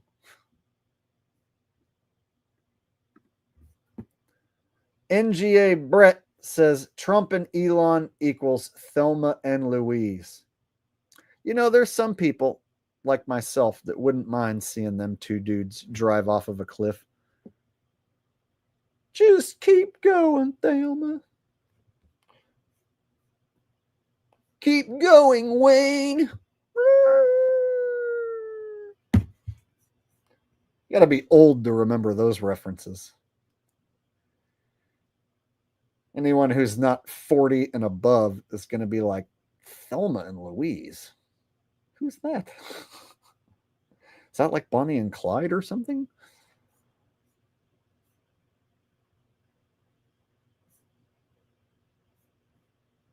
Thank you, NGA Brett. I appreciate that. I read through the report. There might be some accounting shenanigans going on. I'll just leave it at that. I don't know. And they asked Tesla for comment on this stuff. There's even a lawsuit against Tesla regarding, are you doing shady accounting stuff? I've made a couple of videos regarding their earnings calls because sometimes Tesla says a bunch of weird stuff, and so does Elon. I guess can't rail. But basically, it's like the panels just fall off. The can't rail, you guys. The cantrail can't rail keeps falling off. Fucking Elon with his wrong glue on the cantrail fucking metal part. What an idiot. Everybody knows if you're going to have a Cantrail cyber part, it needs the right glue. Duh. Didn't you go to school? Duh. Duh. I'm Elon Musk and I made the Cybertruck with the wrong glue. Duh. Cleo with a donation. Thank you, Cleo. You know what that reminds me of? Mrs. Cleo. You guys remember Mrs. Cleo? It's Cleo, call me now for your free reading. I'll give you your free reading and tell you all the future things that gonna happen to you. You guys remember that lady? And then you'd call and it'd be like, please wait for Mrs. Cleo. You're being charged $3.99 a minute while you wait. And then you wait 5 hours for Mrs. Cleo and she never gets on. And then you finally hang up. And then you get a bill for $8 million. And they're like, you were on hold for 5 hours waiting for Mrs. Cleo. And we were charging you the whole time. And you're like, no! Fucking bitch! Scam me! And that's why Mrs. Cleo is no longer around. Because I killed her. Just kidding. I didn't kill Mrs. Cleo, but I wish I did.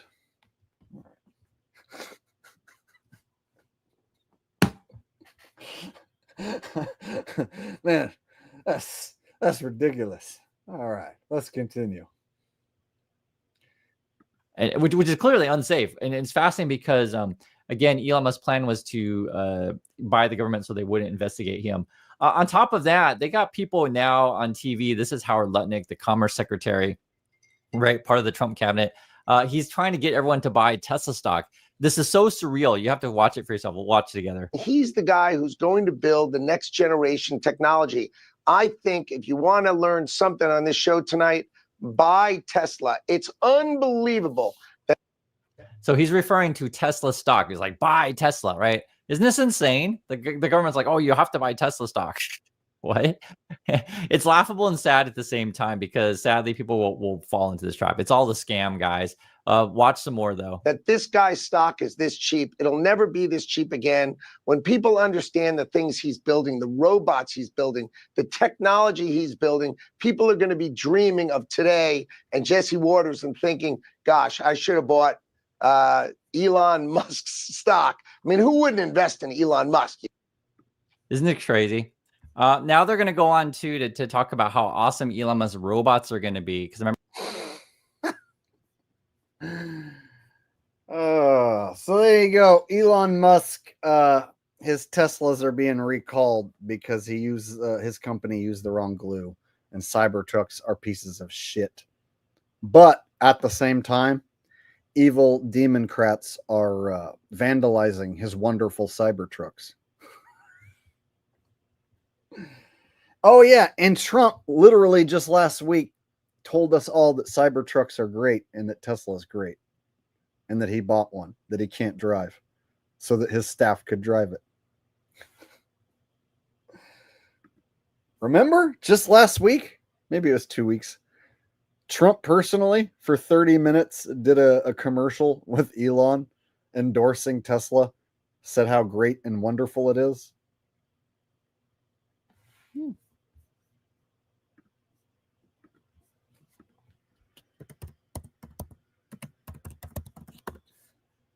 Let me just type in Tesla recall into Google and show y'all how this is like big news. It's like all over the net right now. Tesla recalls nearly all of them. And latest blow to Tesla, regulators recall nearly all Cybertrucks. Tesla forced to issue 8th recall. Wow. I don't know about you, but I've never had a vehicle recalled. That's because I buy used Toyotas and Hondas, Acuras. I buy used Japanese vehicles, and they were never recalled because they were built so damn well, which is why I still am driving a vehicle that's, over 20 years old. Lemming in the shiny metal box said Tesla and Ocean Gate together at last.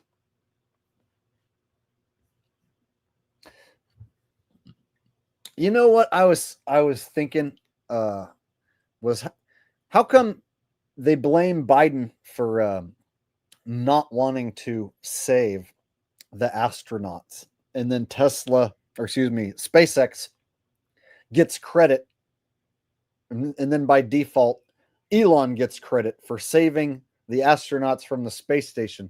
But what about like Jeff Bezos? Doesn't he have the technology to go save them? How come he's not called a piece of shit for not going and saving them, right?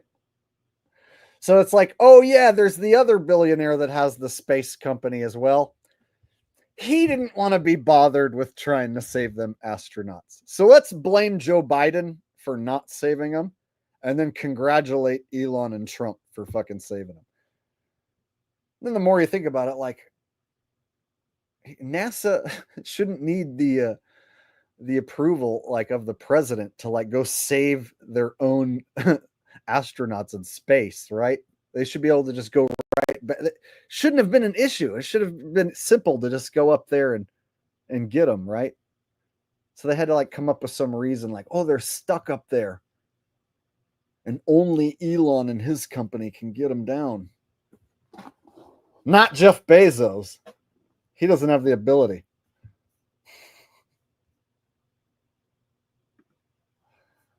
All right. All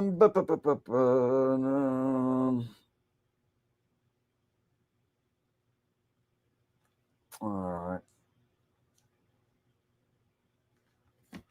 Make sure I've hit all my talking points.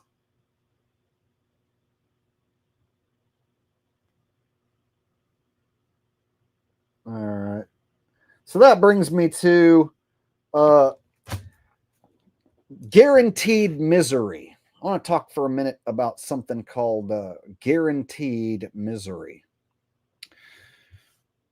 If you fall for the right versus left paradigm, you're basically going to subject yourself to living in guaranteed misery. Let me explain why.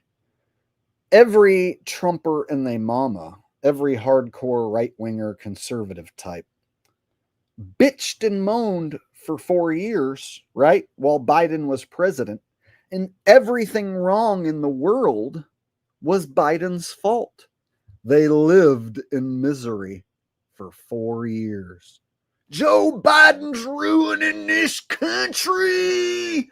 Dirt, dirt, dirt, dirt. Every day, every week, there was, millions of that type of boomer, right-winger individual who's angry because the wrong guy who he doesn't like is the president.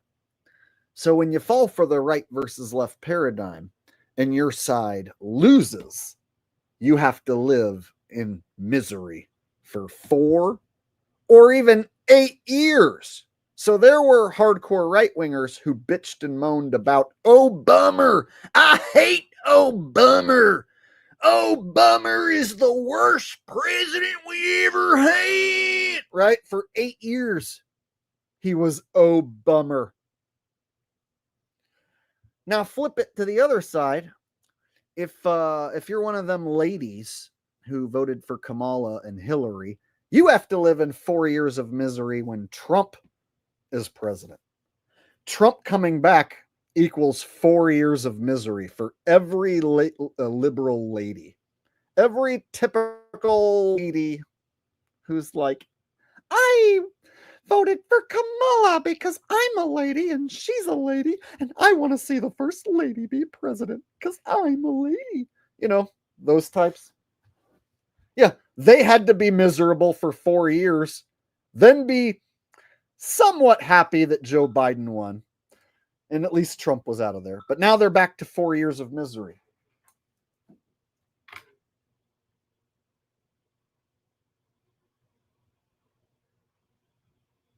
See what I'm saying? So imagine that if your side loses, well, that's 4 years of guaranteed misery. You being pissed off and having to talk about it and bitch about it for 4 years. Minimum. If things go like they did with Obama, well, now you got 8 years. 8 years of a lousy, evil Democrat. Now, here's the flip side to all that. When your side wins, we won! Take that! We own you, lib-ass motherfuckers. Trump's #1. Woo! Right? You get to walk around with your chest pumped out because your team won. And you get to own the other side and say, ha ha, we beat you. For 4 years. And anytime the other side bitches, you just go, ha ha, Trump won and you lost. Ha ha ha, right? You just get to laugh right in their face. For 4 years, you get to ride around with your chest pumped out and your flag flapping. Nobody can bring you down because your guy won. So whenever you hear one of them little libby Democrats start running their yap, you can be like, Trump's #1. Trump's the president. Trump is the one in charge. So shut up, right? You get to be happy for 4 years. So every Trumper right now, pretty happy. They get to own the libs. They get to drive around with their pickups and their Trump flags flapping. And their sides, they won. But guess what? In 3 3/4 years, that's all going to change. You know why? That's because following Trump, what do you think they're going to do? Let another Republican take over? Seems to me they swing this back and forth, this left versus right thing, like a pendulum, right? The most you see one side get is 8 years, and then it swings the other way. So, for instance, we had Bush, and then we swung the other way, Clinton. Oh, but then we swung back to right, Bush, his son. Oh, but then we swung back the other way, Obama. Oh, but then we swung back the other way, Trump. And then we swung back the other way, Biden. Oh, and then we swung back to Trump.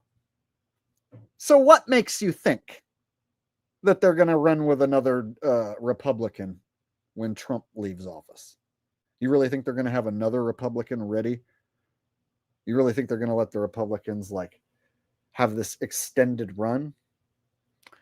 I'm going to guess it's basically a guarantee that the left is going to be clamoring for anyone who's not Trump. And so it's almost a guarantee that you're going to end up with a lefty liberal Democrat in 3 3/4 years. So if you're a conservative, if you fall for the right lefty thing, that means you get to be happy right now. But then in 3 3/4 years, you have to live in guaranteed misery again. Now you can hope that they have some right winger lined up to take over after Trump. But if history proves to repeat itself like it has been, they're just going to swing it right back to the left side. They're going to make it out like all the lefties are so fucking sick of Trump that now they have this new guy who's going to smash Vance or whoever steps up on the right side. So you know what they're doing to keep the right wingers from thinking about the fact that in 3 3/4 years their time is over. To keep them from thinking about that, they're making them think that Trump might get a 3rd term or a 4th term. They're tricking the right wingers into thinking that Trump's going to stay. And they're falling for it. They're like, yeah, that sounds like a good idea. Let's get rid of the voting process and let's just stick with Trump forever. Yeah, Trump should get a 3rd. So the right wingers who love Trump, who drink his jizz, they're buying into this whole 3rd term. So the talk is that they can pass legislation. Trump can pass legislation to allow himself to be the first ever 3rd term president. Meanwhile, I'm telling you, it's bullshit. And they're going to have some lefty ready to take over. That's what they do. They swing it back and forth. So to keep Trump supporters from thinking about this inevitable fact, They got them thinking that Trump might get an extra third term. Man, these guys are fucking brilliant. Imagine you appease all the Trumpers right now into not even thinking about the future. Because if the history repeats itself, they're just going to swing it right back over to the left. So I started thinking, who might be that lefty? Let me try and predict the president in 4 years right now. So the first person I thought was Bernie Sanders. But then I looked into how old he is. And he'll be like 85 years old or something. By the time Trump steps down, Bernie will be like 85. But as long as he can string together a sentence with some emotion and not sound like Joe Biden, people would line up and vote for that dude. In 2016, people were lining up for Bernie, more so than Hillary. Real people were totally in love with Bernie in 2016, more so than Hillary, but they gave Hillary the nod. So I was thinking, could they wheel out Bernie Sanders' old fucking 85-year-old ass and have him rally the left in 4 years? So I'm going to say it's a damn near guarantee that the left is taking the next election. Who it's going to be, I don't know. But the first name that I thought of was Bernie Sanders. But then when I saw how old he was, now I don't know. Now I'm second guessing myself. But check this out. Let me just show you guys that the seeds are being planted. A Democratic Party cage match is coming. It's going to be great. 2 days ago. Democrats are desperately searching for new leaders. A day ago. Bellegarde Democrats eye 2028 with podcast red state rallies. Bernie Sanders isn't giving up his fight. Bernie Sanders tells Politico that next U.S. Senate term will probably be his last.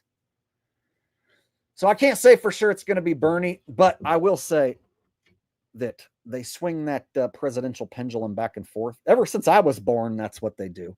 And so since I've been alive, they haven't had one side dominate the other. And so what are the chances that we're suddenly going to have the Republicans start dominating, every election? I just don't think that they set this whole system up to have one side start winning multiple elections in a row. So if they keep doing what they were doing since I've been alive, then that means there's going to be a lefty Democrat going to be running things. And all of the Trump supporters are going to get another 4 to 8 years of guaranteed misery.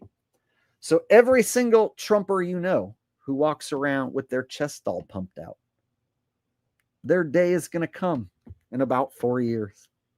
The guaranteed misery is coming.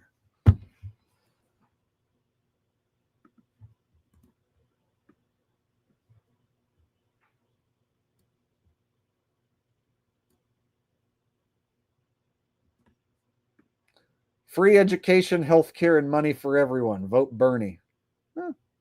I mean, Trump gets away with saying all sorts of shit, like he's going to put Hillary in jail and build a wall. So why not? You can pretty much say anything you want when you're running for president. Say that you're going to, you're going to go to the sun and harness free energy from the sun. And everyone's going to have, free energy from here on out. You'll never pay electric bill again. And then when they get voted in, it's like, oh, the lousy Democrats blocked that bill. So I can't do it. It'll be like, Trump wants to stop all of the Transformers from competing in sports. And then the next thing you see, a Democrat judge blocked that order. See? So they just have some judge block whatever he proposes that he wants to do. And then it doesn't happen. All right.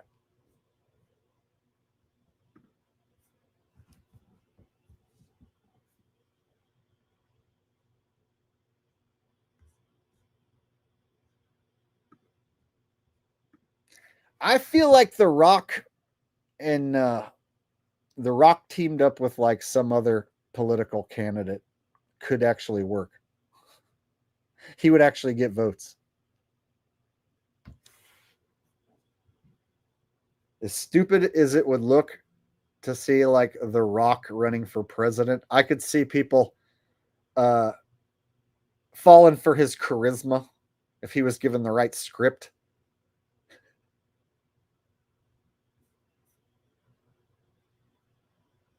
Finally, The Rock has come back to Washington, D.C. Now, let me tell you what, The Rock is going to clean house. It's going to clean up the White House. It's no longer the White House. The Rock is going to paint the White House black. The Rock is black. He's going to live in a black house from now on.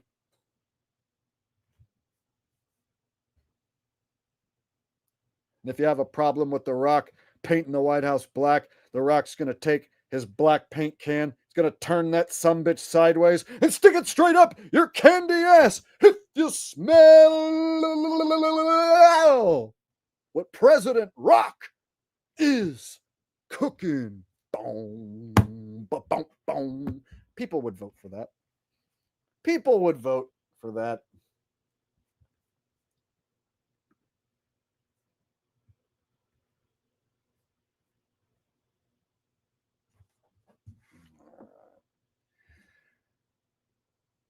All right, we'll mix it up now.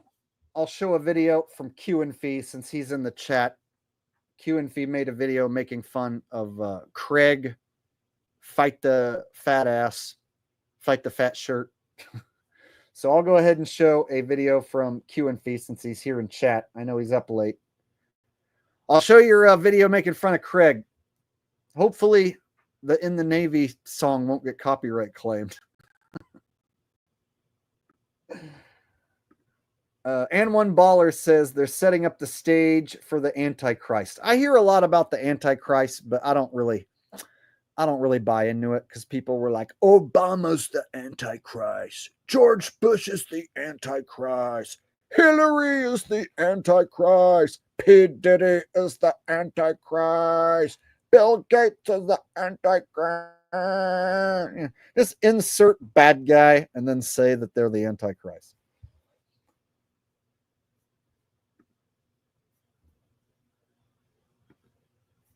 All right.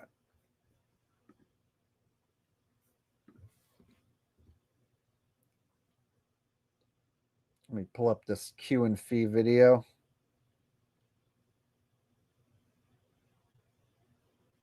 Here we go.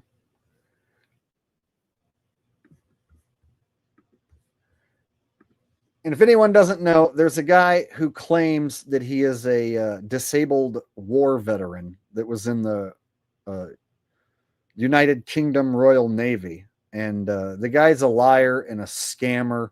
And he lied about being a war veteran. And then he admitted that he was high on opioids and that he never was in combat, but he was in the Navy.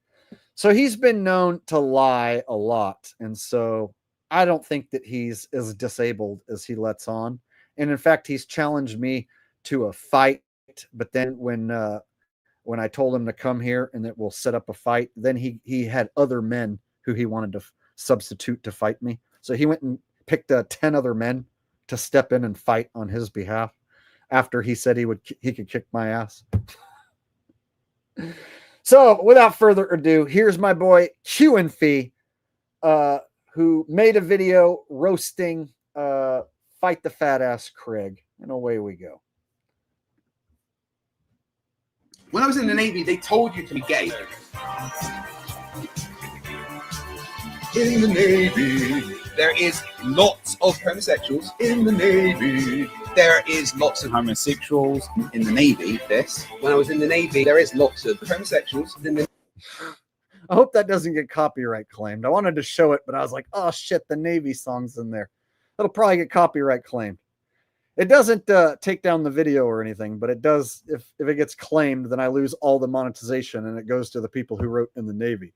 So then I have to cut the song out. And then when I cut the song out, then I lose the live chat. So hopefully that doesn't happen.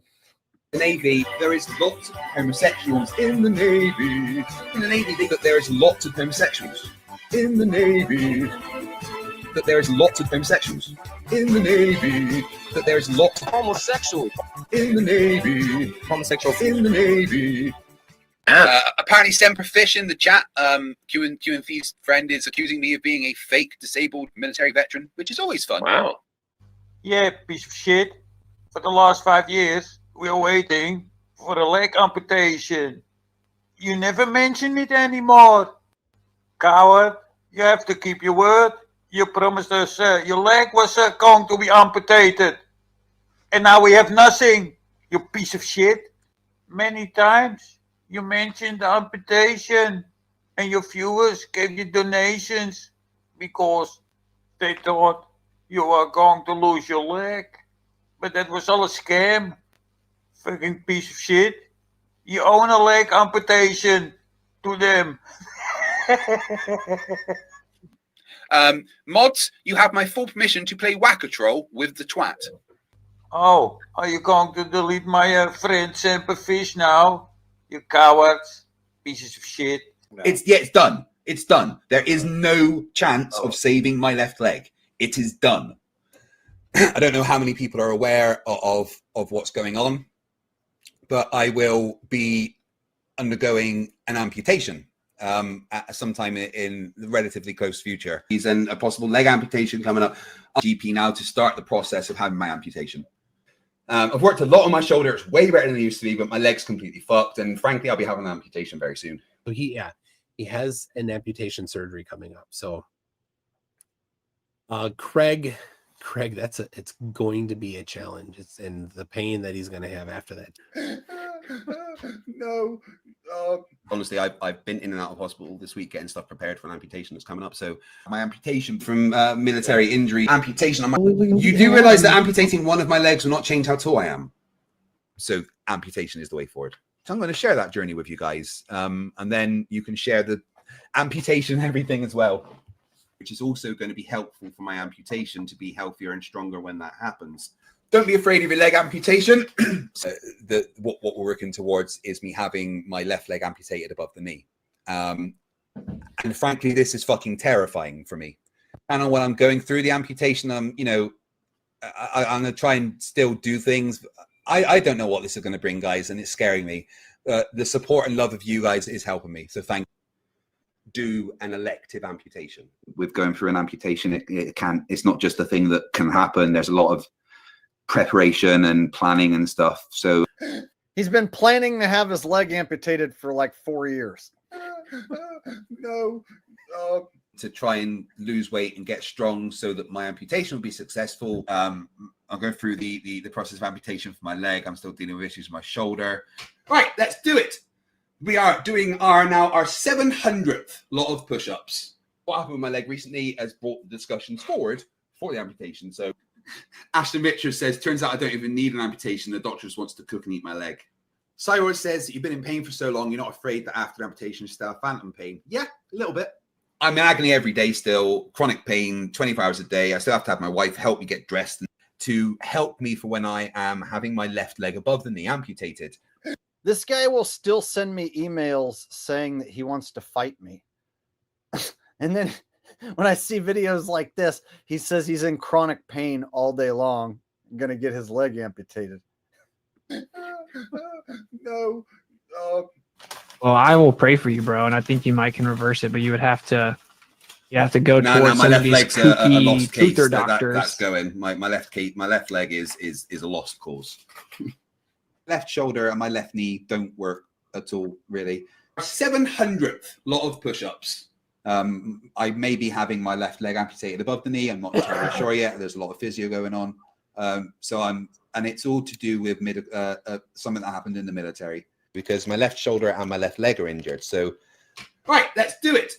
We are doing our 700th lot of push-ups. What exactly is coming up? My left leg's coming off above the knee. Oh, yes. Yeah. No. Says, I lost my left leg 24 years ago. You'll be fine. Thank you, Steve.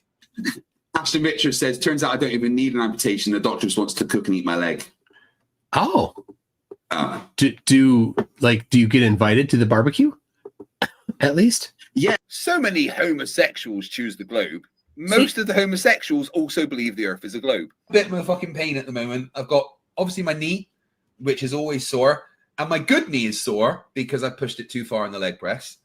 My shoulder, because of my injury in the Navy, is fucking sore always. And now I've got fucking tendonitis in both my arms that is extra sore because, hey, why not? Many of you know I have severe injuries from my time in the Navy. One of the results of these injuries is that my knee is completely and utterly fucked. Currently got 3 pins in it.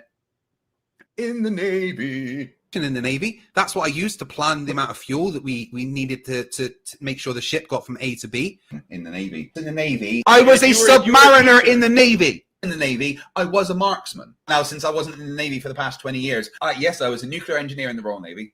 My job in the Navy allowed me to test the claimed distances between land masses on Earth when I was doing fuel calculations and stuff. Right, so one of my jobs in the Navy when I was aboard HMS Trafalgar was to calculate the amount of fuel that we needed to get from point A to point B so that we weren't too... When I was in the Navy and as a submariner, I was a marine engineering artificer. So I was in charge of quite a lot of things, mainly the nuclear reactor. But clearance, because I was in the Navy as a nuclear engineer. Oh, you weren't ever in the Navy? When we all fucking know I was. When I was in the Navy, they told you to make noise. In the Navy, when I was in the Navy, oh, you were in the Navy? That was when I was in the Navy. In the Navy. In the Navy. In the Navy, there is lots of homosexuals. There is lots of homosexuals in the Navy, but there is lots of homosexuals. There is lots of homosexuals. There is lots of homosexuals. There is lots of homosexuals. But are you gay? There is lots of homosexuals. There is lots of there is lots of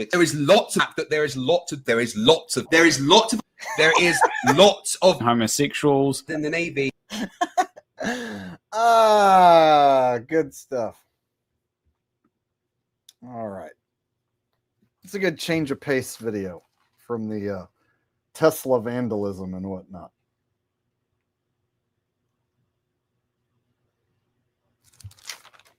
All right. Well, shoot.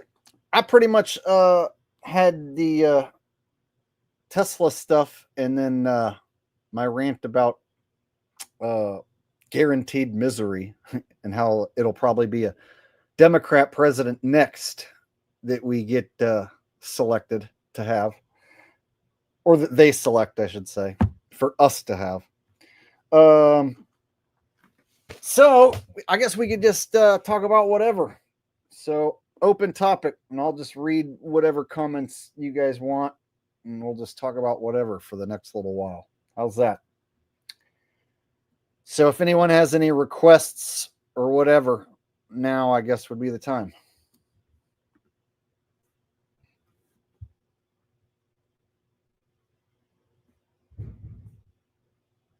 Freedom Mind says, thank you, Q and Fee and Jake. Oh, well, thank you, Freedom Mind, for hanging out. And I'm surprised Q's here.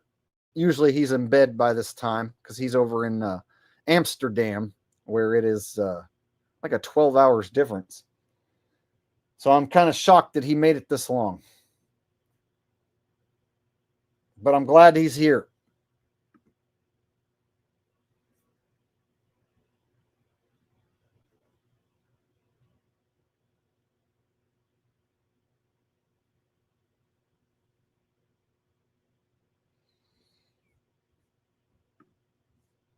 Ronnie and Jason Mark Sargent. Oh, yeah. Ronnie and Jason are now ass-kissing Mark Sargent.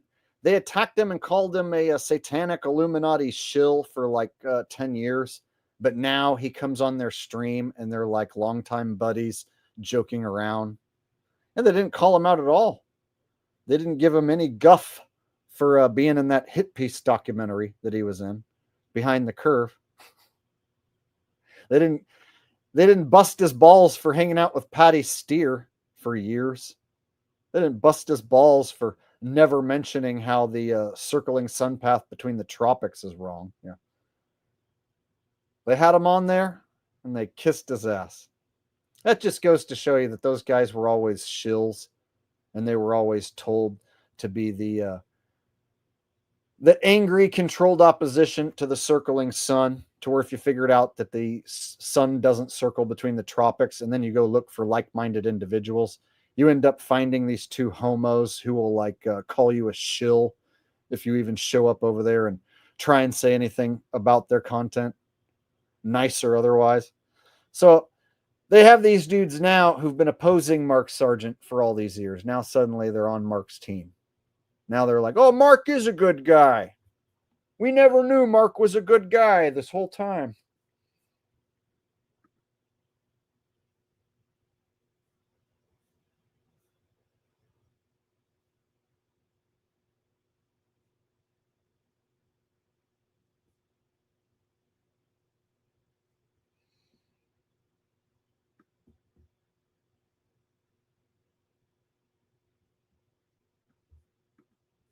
Memphis Life says George Foreman dead at 76. I did not hear that.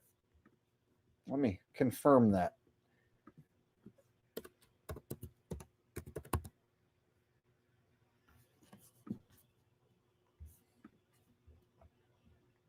Yeah, he did die. Wow. George Foreman is no longer with us. You know how celebrity deaths go. So perhaps he's still alive and his character is dead. But he is old, so maybe he died for real. I don't know. I always wonder when it comes to these old celebs if they die for real or if they always have some sort of fake death. I bought the George Foreman grill probably back in like, I don't know, 2006, 7, something like that. And used that for a while. But then it became something that like just sat in the cupboard or sat on the counter that I'd hardly ever use. So I remember buying the George Foreman grill and using the shit out of it for like a month or two.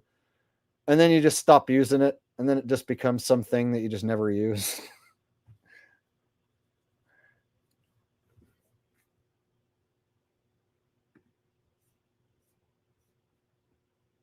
I'm sure Zach Hubbard is probably like, rest in peace, George Foreman. He died on the same day that the Pope's sister had her balls baptized, which, of course, 47, and everybody knows the 47 ritual. Whenever the 47 ritual happens, I like to bet on the Blue Jays.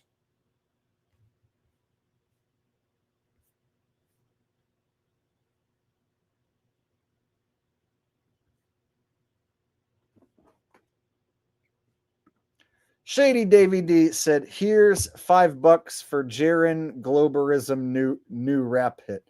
Oh yeah, you did make a new Jaren impersonation vid. Didn't you? I almost forgot that you did that. All right, I'll pull it up. We'll watch a few minutes.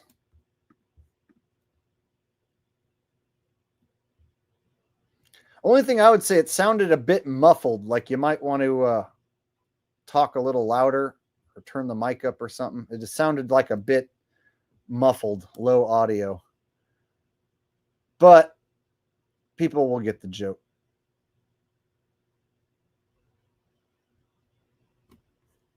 All right. So Shady Davy D wants me to play one of his videos where he makes fun of Jaren.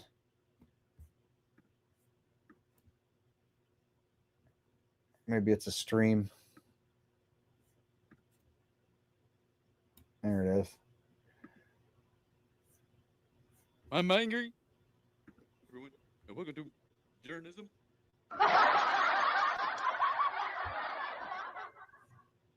So funny, guys. I mean, during globism.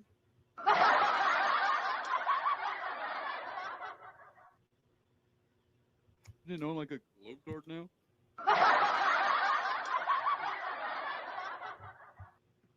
Not funny, guys.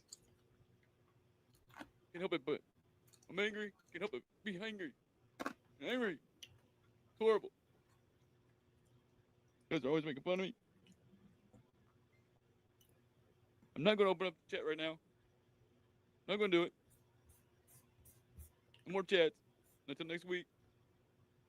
Next week I have Speaker's Corner. Okay? If I keeps messaging me, maybe it's Karen B messaging me on Facebook. Okay? At some point, you do the song. Let me try and fast forward to the song. It's a long video. Okay? I'm over here sending dick pics too. I couldn't take that shit no more. Just came in here, ripped me a new asshole, couldn't take it. I let him go for like a minute. As much as I sucked him off, he still destroyed me. Shit all over me. Embarrassed me live on YouTube for all you guys. Okay? I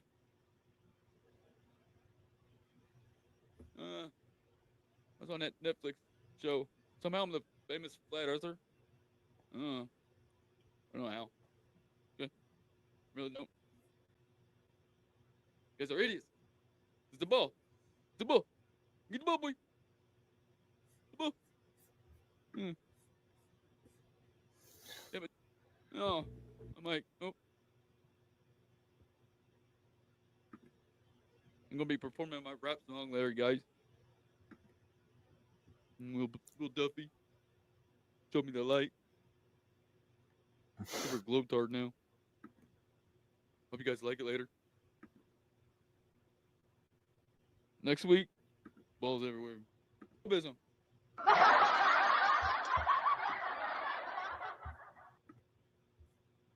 You guys want me to rap for you guys tonight? You guys? Yes. You guys? Rap. Okay. It's called Jaren's back. Back from Antarctica. Okay. Yeah. Here we go. And guess who's back? Back again. Jaren's back. So all my Globetard friends. Yes, I'm whack. Earth's not flat. Will Duffy took it from the back. Then MC Tune. He wanted to spoon. Well, Witzik gets it just like a buffoon. But I'm back. Back from Antarctica, my Globetard friends. Yes, I'm whack. Earth's not flat. Yeah, I take it from the back. I seen balls. Yes, circling balls. Balls in my face. What a disgrace. I got sick of being put in my place. I can't do this rap no more. No more, man. All right. Shady Davy D rapping as Jaren is. Yeah, man, a little more volume. Because it's just a little low and muffled. But yeah, if you do that again, just try and do it just a bit louder. I mean, Jaren isn't really a loud guy. So if you do an impression of Jaren, it is kind of hard to like do it loud. But maybe just get up on the microphone closer or jack up the volume or whatever. But it's kind of funny. It's kind of funny. There's room for improvement, though. All right. All right. Some people are digging it.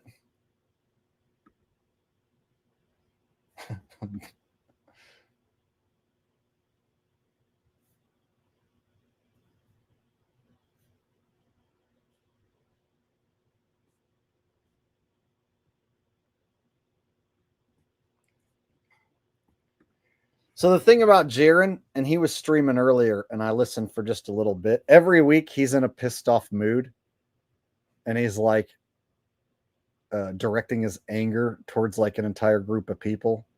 So now it's like all flat earthers is who he's angry at, and if you don't flip flop to a globe like him, then he doesn't like you, and he's going to talk down to you, and he's mad at you.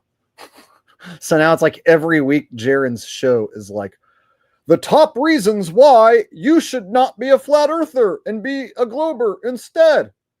The reason why I am no longer a flat earther anymore, because I'm Jaren and I like globes. It's like every week it's the same fucking show, and every week he's upset. You guys, if you still think the Earth is flat, well, you're wrong. It can't be flat. Just remember, when you finally figure it out that it's not flat, just remember that I told you that. I was wrong for 10 years. But now I figured it out. So every week on Friday, I'm going to tell everybody that Earth cannot be flat. Listen to me. It's a big deal, you guys. All right? Earth cannot be flat. Because I went with Will Duffy to Antarctica and I saw the sun do a 360. So therefore, there should not be flat earthers anymore. So I'm going to do my whole show from now on until I die, like being agitated and irritated with everybody who doesn't do what I do and think like I think. Because I'm Jaron, you guys. That's it. Every show. He's agitated that everyone in the world doesn't believe it's a globe. That's every week. He's going to keep that up. And Globers tune in. Oh, I want to listen to Jaron turn against his flat earth buddies.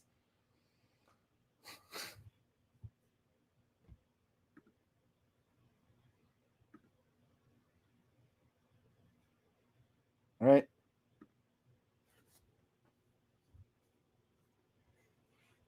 And it wasn't long before that he was doing like these lame ass hangouts with Karen B and shit. Hey guys, you want to hang out with me? Karen B, VIP? Then you got to join VIP if you want to hang out with me, Karen B. If you want to be one of the special people, the very important people, hang out with me, Karen B. Have a private conversation, private chat with me, Karen B. You need to be a VIP, you guys.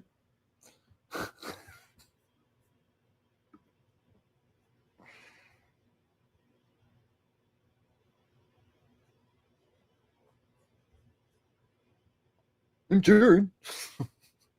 I'm always honest. I'm always honest. I've never lied to you guys. Never lied about anything. Nobody ever paid me to do anything. Nobody pays anyone to do anything, you guys. The government doesn't pay people. Sheesh. The government never paid anyone to do anything. And if you think that, then you're stupid. That's his stance. The government doesn't pay people to do anything. Apparently, I'm killing it. I guess people really like that. Jen said your impression is the only time I can stand to hear Jaron.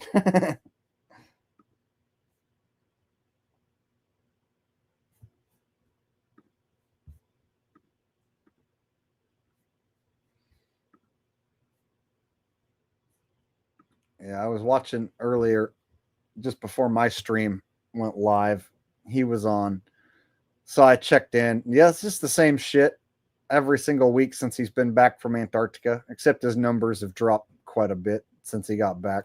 When he first got back from Antarctica, he had huge crowds, but it's died down significantly. Wonder if he's still live. No, he wrapped it up. Watch, I'll go to any random moment in his stream and he'll fucking sound exactly like what I was just saying. Watch, I'll just go to any random moment. Can't get this right. Okay. They're like, oh, left and right are relative. No, I'm not talking about relative. I'm talking about standing here in the southern hemisphere, looking west. Okay. The sun is coming around here. Where way does the sun go?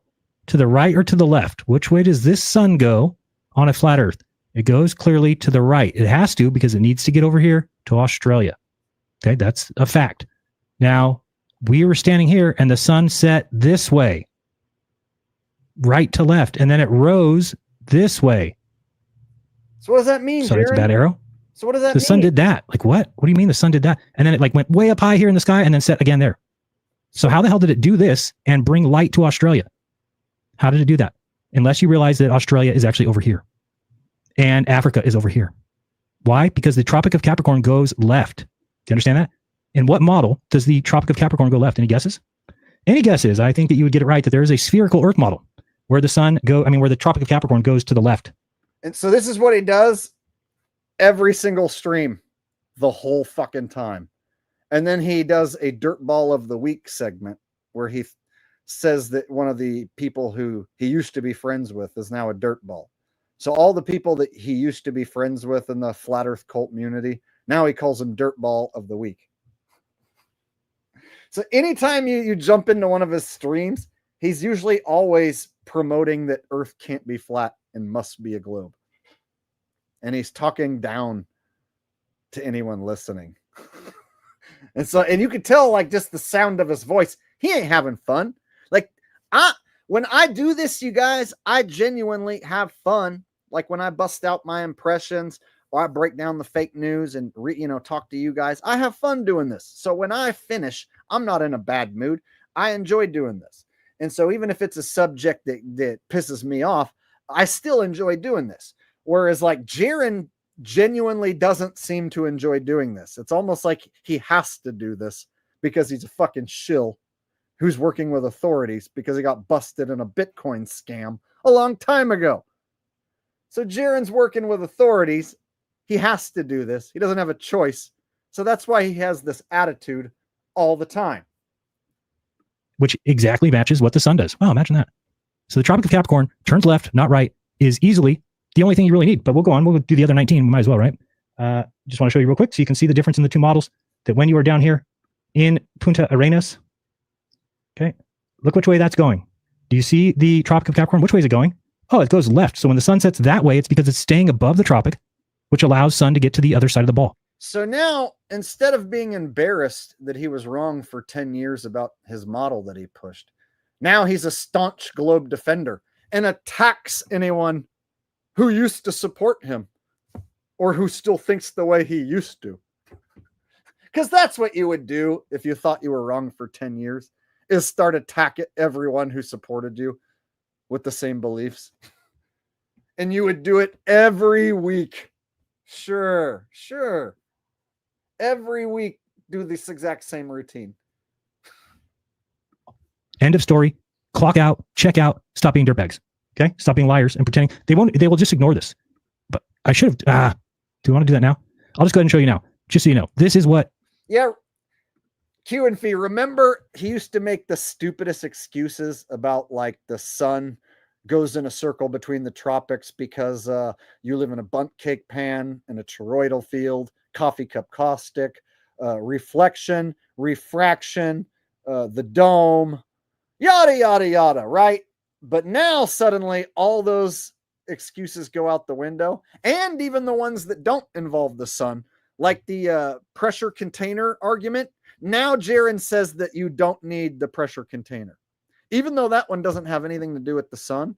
Somebody the other day asked him if his newfound globe Earth needs a container, and he's like, "Well, no, it doesn't, because," and then he started listing reasons. So that video where you showed him saying that Earth, if it's a globe, it needs a container, and since it doesn't, then it can't be a globe. Well, now he doesn't think it needs a container anymore. So he's changed his mind on something that doesn't have anything to do with the sun at all. It's like Will Duffy's observation didn't prove that there's for sure a container or not. But now he's satisfied that there doesn't need to be a container.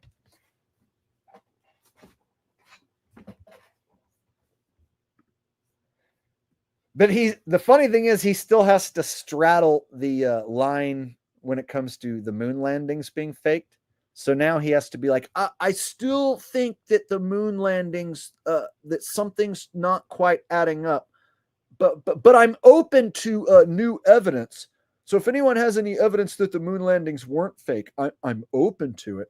See how because he doesn't want to lose his globe-tard audience by saying, I will never say that the moon landing's real. The space station's fake as fuck. He won't stand strong on space being fake. So he has to claim that he's open-minded, that he was wrong about that too. What a fucking cuck-ass loser. What a globe cuck. Has to pretend like he's open-minded that maybe the space station is real. Maybe the moon landing is real. Trout fishing at Hood Park.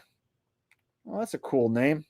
I bet you this guy catches lots of trout at Hood Park. I want to go fishing there. I haven't caught a trout in a long time. I'm going to have to get me a fishing license and go to Hood Park. Sends me a super sticker. Thank you for the super sticker. Trout fishing at Hood Park. I appreciate it.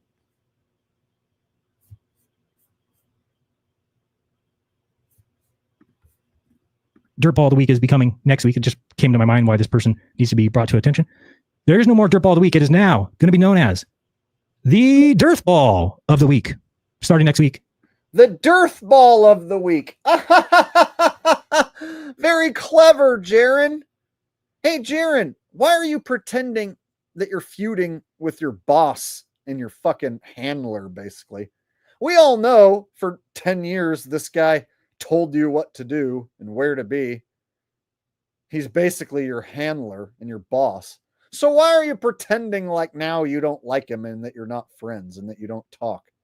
I know damn well you and Dave are still good buds and business partners. So I'm not buying for a second that you are against Dave at all. I still see him hawking his app, still doing the same shit. So now you're just making it out like you're against him since you went with Will Duffy and sucked his cock in Antarctica. And one baller says, Jiren from Universe 11 and is stronger than a god. I don't get it. You mean what he thinks of himself? I'm a little confused by your super chat. Could you clarify a little more?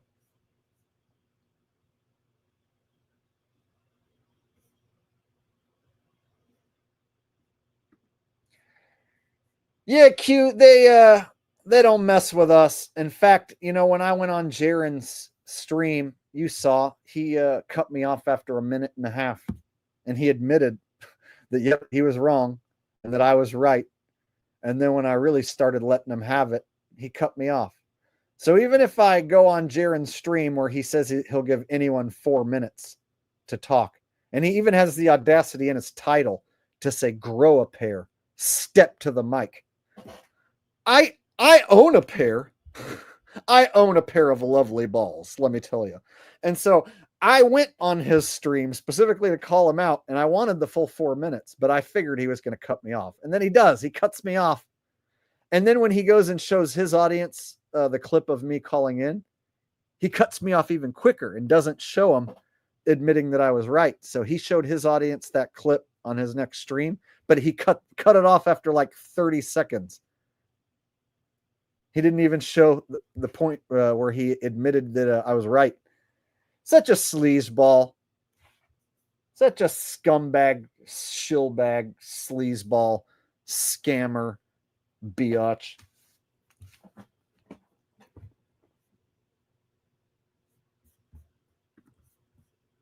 Join me as we find out who the Dirtball of the week is. It hasn't changed much, but it has changed. It wrote itself. It just really did. Really wrote itself. So Weiss yesterday was on with Retard 7, and he said that he cut me off from every avenue. He said, I blocked Jaron at every avenue.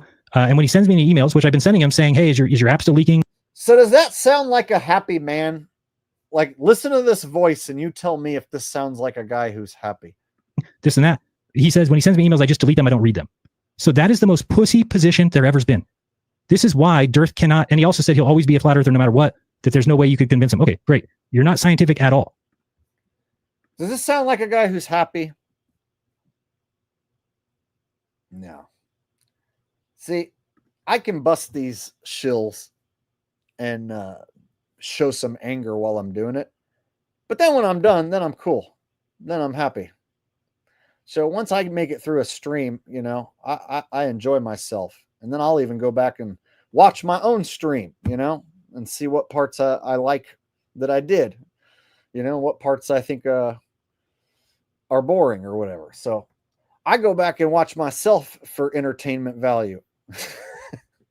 I can't imagine Jaron going back and watching himself. Imagine Jaron having to go back and watch himself be that angry and agitated. Ugh. Jaron is not an entertaining guy. Jaron is a boring ass dude. So I can imagine he bores himself. So it must suck to be Jaron and have all that anger and hatred that he carries around. He hates himself, and he hates that he has to do what he's doing, but he has to do it. That's what I get. I get the feeling that he is disgusted with himself, doesn't want to do what he's doing, and he wishes he could do something else. He wishes he could just have a regular person's job, but he's stuck with this and he has to do it. That's what I hear in his voice. I hear a bitter, disgusted man who doesn't want to do what he's doing, but he has to. Eric Ramos with a super sticker. Thank you very much. Lots of you guys sending super stickers tonight. I appreciate all the super sticker love.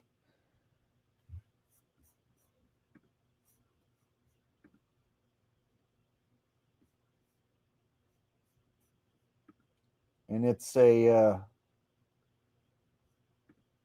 one that says, thanks for being you. So both of the last two super stickers were both the same. It says, thanks for being you. Well, thanks for being you and sending me a super chat for me being me.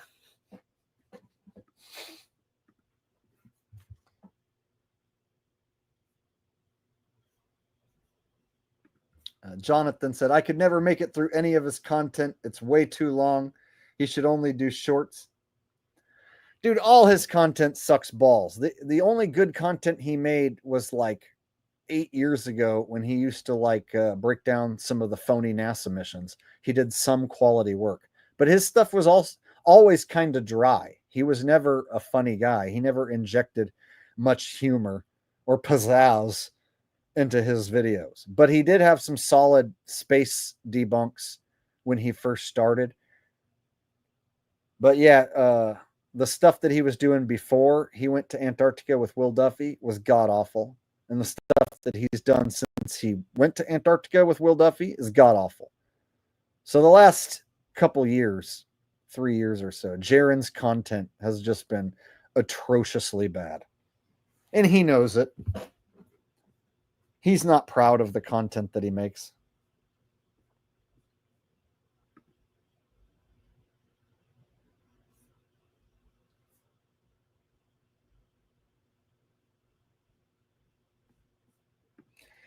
Thank you for thanking me for thanking you.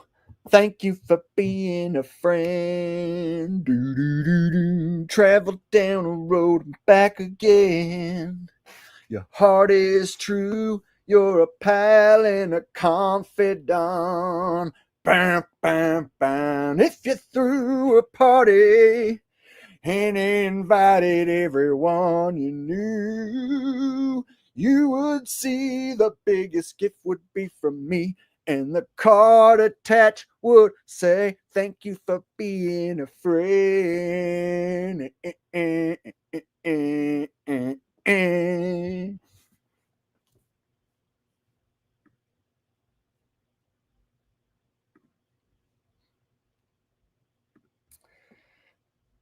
Yep. If you don't sing the Golden Girls theme song, then something's wrong with you. See, nothing's wrong with me. That's why I sing it.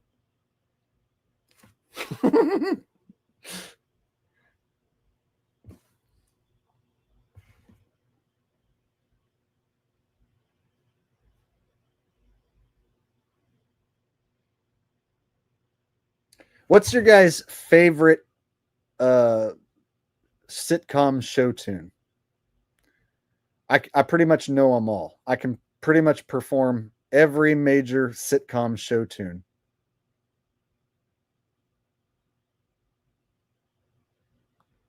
Now, if there's no words like Seinfeld or whatever, then no, I can't perform it.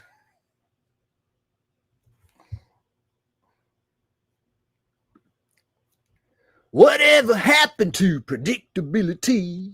The milkman, the paperboy, even TV. You miss your old familiar friends, waiting just around the bend. there's a heart, somebody who needs you. Oh, everywhere you look, everywhere there's a place. Somebody who needs you. You're lost out there and you're all alone. Your light is waiting to carry you home. Oh, everywhere you look. Everywhere you look. Down. There you go. Fucking nailed it. This guy says, I don't watch TV. Oh, Mr. Cool Guy doesn't watch TV. Hey, neither do I. But back in the 90s, everybody watched TV because this didn't exist. So if you grew up in the 90s or the 80s or the 70s, then you fucking watched TV. Everyone did. Now, if you're young and you like have always had internet since you were born, then you won't know there was a time before internet where everybody sat in front of the TV. There was no other thing to do. Yeah, you could go out and drink and do other stuff, but during the week, everybody sat and watched the same stupid, shitty shows.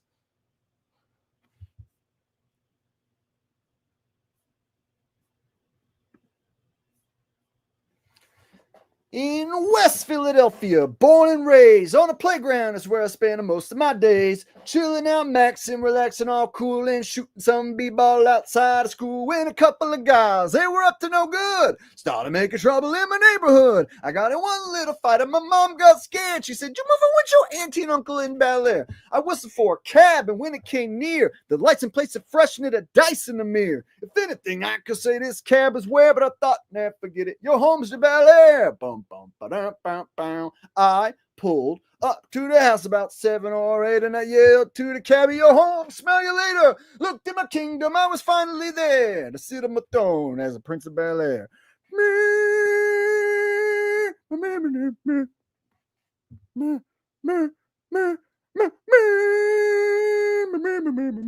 There you go.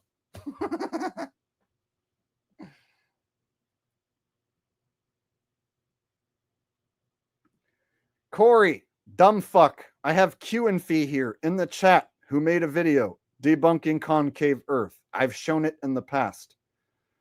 I've showed the video of Q and Fee debunking the concave Earth. The same problem with the sun happens in your concave shell that happens with people using one sun on an AE map. If you don't have everyone seeing their own sun, then your concave world is debunked. So if you have one sun and one moon going around in your concave shell, well, that's wrong. Q and Fee showed you. I've showed you. If you didn't fucking pay attention, well, that's on you. So have fun walking up the walls, you wall walker.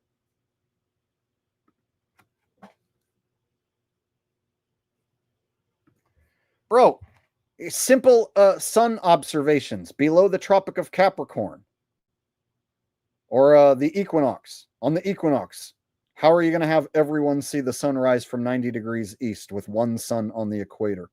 Because it's concave in perspective. Is that your answer? How's everyone on the equinox that just happened see a 90-degree east sunrise inside of a fucking concave shell with one sun going around the equator? Go! Explain now! In fact, would you like to come on? And I'll debunk the living shit out of you live right now with my homie Q and Fee. Yeah, see? I knew he was going to say it. Refracted! The sun magically refracts to every single viewer on Earth, inside the Earth, and it comes up from 90 degree east and sets 270 west because surface refraction. It just refracts off the surface and for everyone comes up 90 degrees east for every fucking observer inside the Earth. Whether you're on the equator or not, because refraction. Just say a word. God.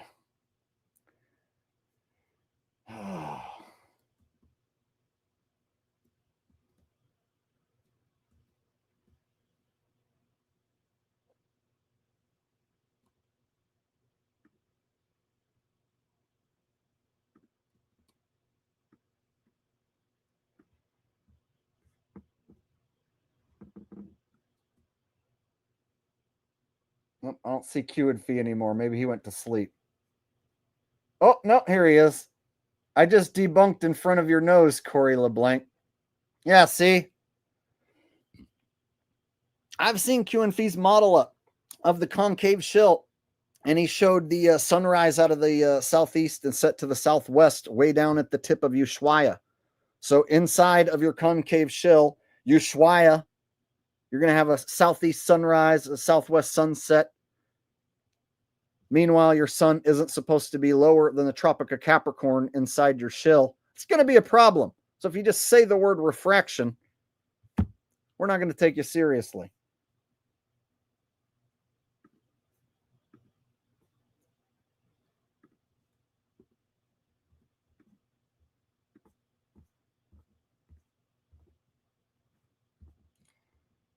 All right.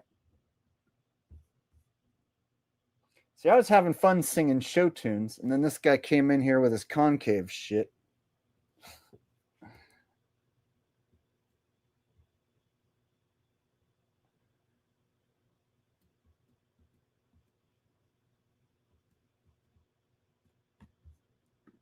What would you do if I sang out of tune? Would you stand up and walk out on me?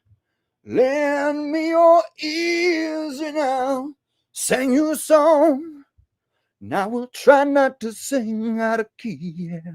Oh, baby, now have a little help from my friends. All I need is something. Have a little help from my friends and tramp on you to have a little help from my friends. Oh, Lord, keep on trying. Oh, something like that, right?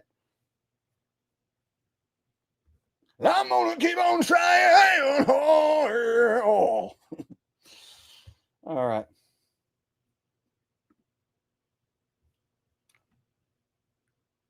Growing up in the 60s, I just wanted to go across the street and have sex with Winnie Cooper.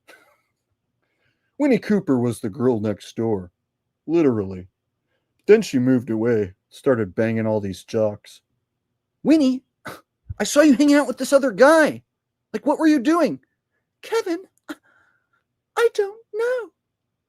But Winnie, do you like this guy? Like, are you going to start dating this guy? Kevin, I don't know. That was like every episode.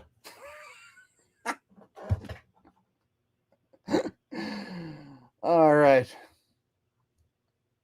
Show tunes. When I wake up in the morning and the bitch a bunch of burning and a nigga mother make it on time. And I grab myself a books and then I give myself a look and motherfuckers at the corner see the bus fly by. It's all right, cause I'm saved by the bell. I forgot some of the words, so I made up some of my own. Hope you don't mind. I think I accidentally put the N word in there, which I didn't mean to do. Oopsie. All right.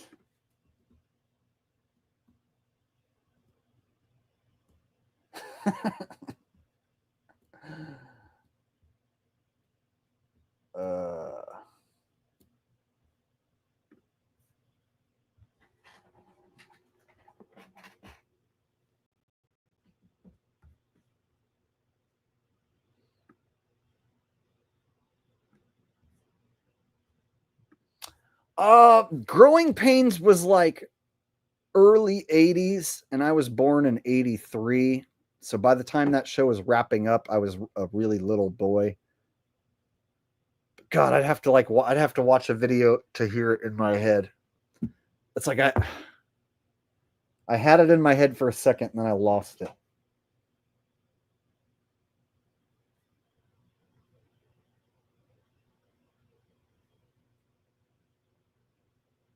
Oh yeah. Show me that smile. Don't waste another leaving all your crying. When I'm leaving. Show me the smile, leaving on the crying. Something like that. I can't quite remember the lyrics though. Show me that smile.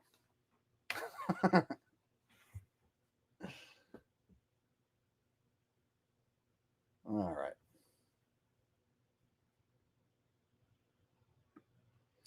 All right. Now for a personal favorite. Boom, boom, ba-doom, ba-doom, boom. Oh, it's a rare tradition this day and age to read any good news on the newspaper page. A northern tradition of the grand design. Some people say it's even harder to find. Where there must be some magic clue inside these kids' walls. 'Cause all I see is a tower of dreams, real love bursting out of every seam. Strange romance. It's the bigger love of the family.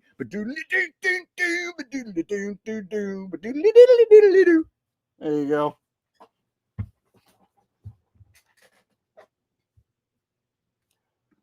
Love and marriage, go together like a horse and carriage. This I tell you, brother, you can't have one without the other. Right?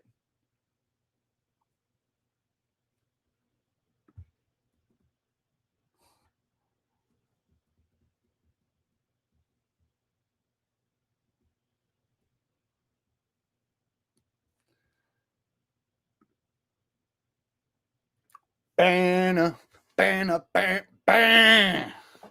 Ba banna, ba ban, ban.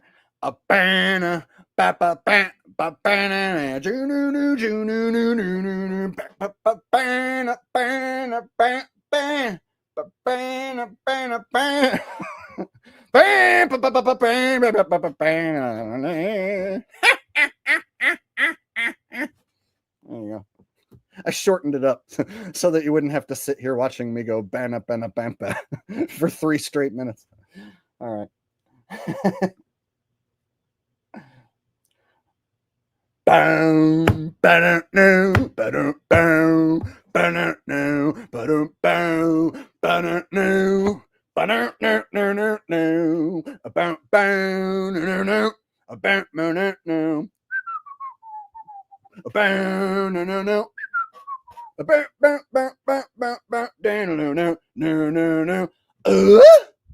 There you go.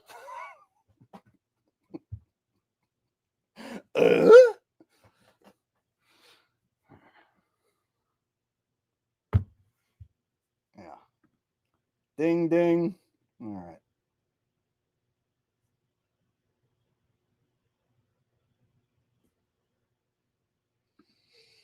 I'm kind of fuzzy on some of the lyrics. Step by step, day by day, fresh start over, different in your gay. People that we know, stuff that we say, will make it better the second time around. Something like that, right? I had to mumble my way through it a bit, but people we rush on my we say, we'll make it better the second time around. There you go. All right.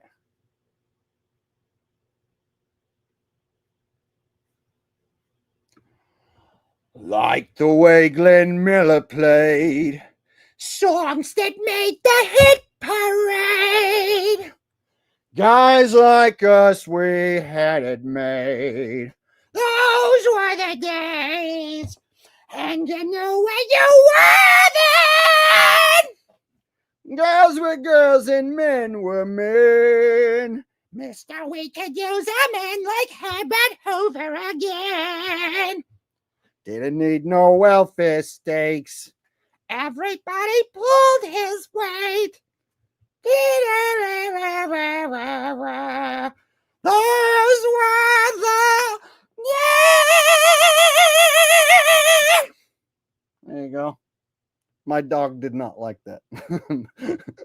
My dog started to cry when I did that. What? Did you not like that, puppy?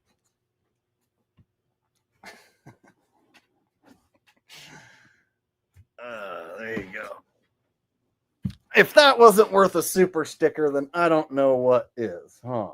Huh, Pippi? Was that a super sticker song, Pippi's? That's my Pippi.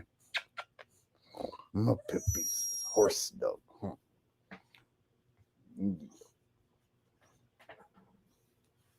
These about Pippi's, huh?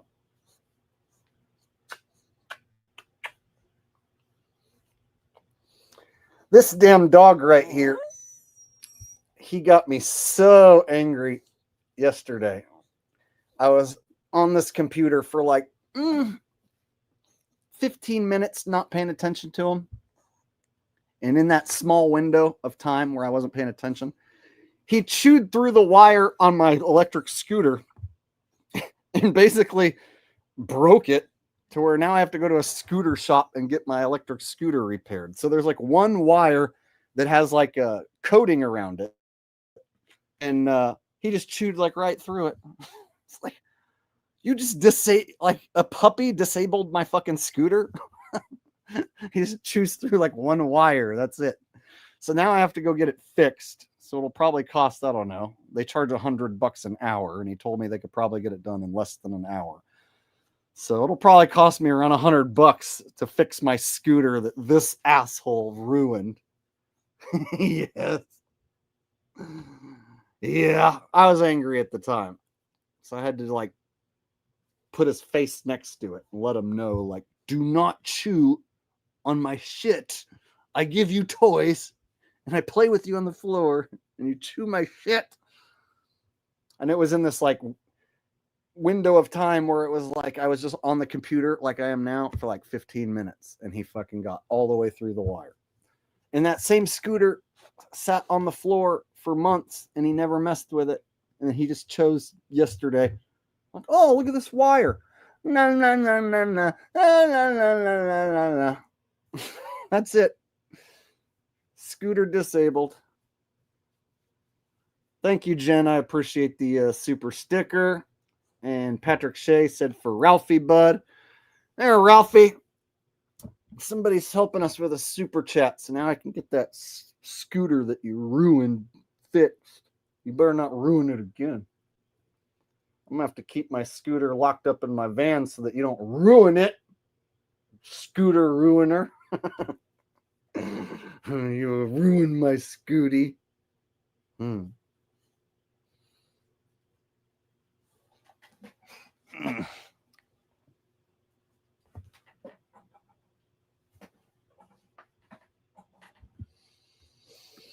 Yeah, he's lucky that he's so damn cute and precious and that he's a young puppy. So he can get away with that shit. I'm angry at him in the moment, but then, you know, a few hours later, I'm over it and taking him out for a walk, you know. And now I can laugh about it because it's like I already found a scooter place nearby and already got, you know, a quote for about how much it'll cost. So just one of those inconveniences of owning a puppy and not paying attention, you know, for just a short window of time. And that's just enough for him to ruin something that I like.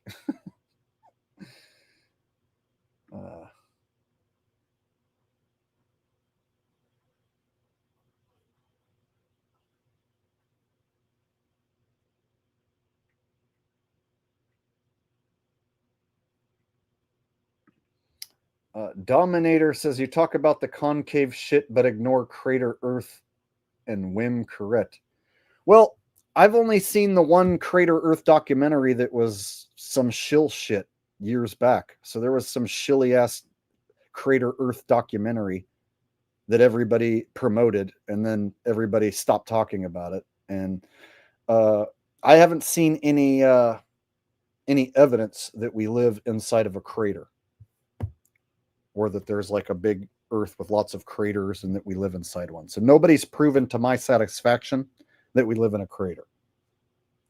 Now, my guess is you're some sort of guy who's stuck to this topic and you think you know it all. But I'll bet you if I was to ask you how the sun works on your crater Earth, you'd probably tell me that one sun just goes in a circle over the crater. So let me ask you this. Dominator XXX42, does one sun spin around over your crater Earth How does the sun and moon work over your crater Earth? Explain.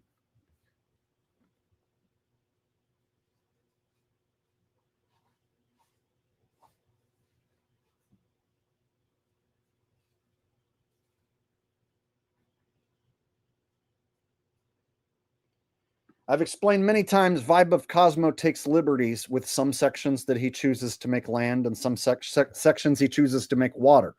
And some of those shapes don't resemble the actual shape of the country, some of them. And then there's extra land masses. Can you prove those extra land masses are there? I've had people tell me, oh, some of those land masses are underwater. Well, then why does he have them on his map? So you're telling me it's a wrong map? It's a moon map that's wrong with extra land masses that ain't there? How does the sun work on the moon map? How does the moon work on the moon map? You can't just spin a fucking sun in a circle over that moon map and call it correct. So I've pointed out that the Vibe of Cosmo thing has tons of issues, and everybody still wants to suck that no-namer's dick. Who is it? What's his name? What does he look like? Have you ever seen him do a live stream and answer questions like me? Oh, never? Yeah. Huge goddamn red flag. So fuck Vibe of Cosmos. Everyone finds it interesting. That's the whole point. But there's no concrete fucking evidence or proof behind it. There's no person. Who is it? Ronald McDonald? Jaron? Dave? Will Duffy? We don't know. Could be a dead Bob Nodell playing a joke on us for all we know.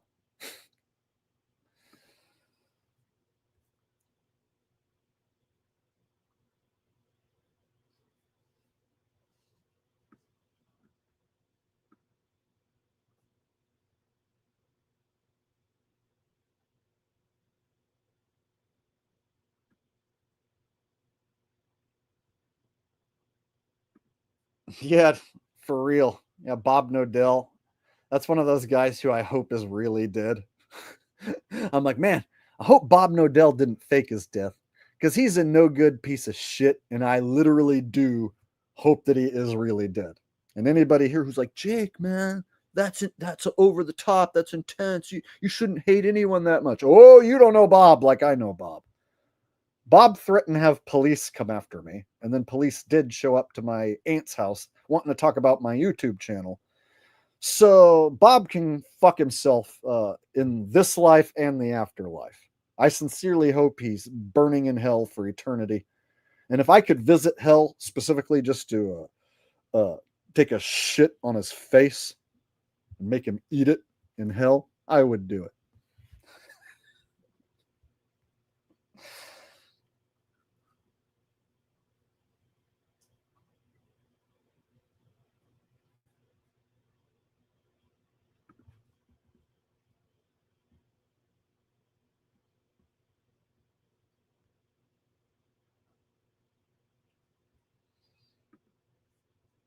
Yeah, Dominator XXX42. Bro, you don't even know who you're talking to.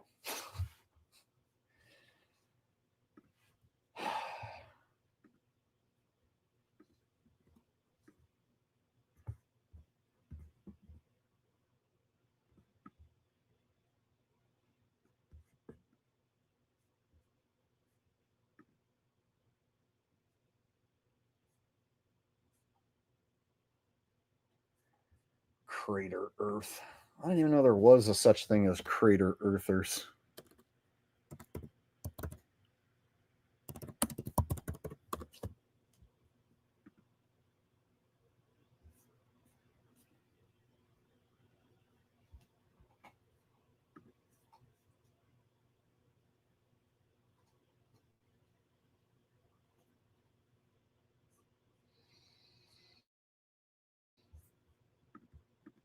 Now, let's look at some crater Earths. Look, guys. That's where you live. No, you live inside there. See this, all this stuff in the middle? That's us. It's just very microscopic. And all this extra land is out there to be explored. And if you don't believe in that, then you just don't care about truth, right?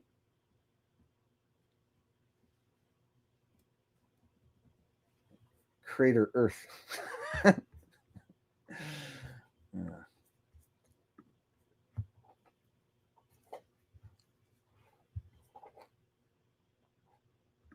Cactus Jack, he learned his lesson. He said, I actually bought a Vibe of Cosmo map before. It's a scam. It's stupid.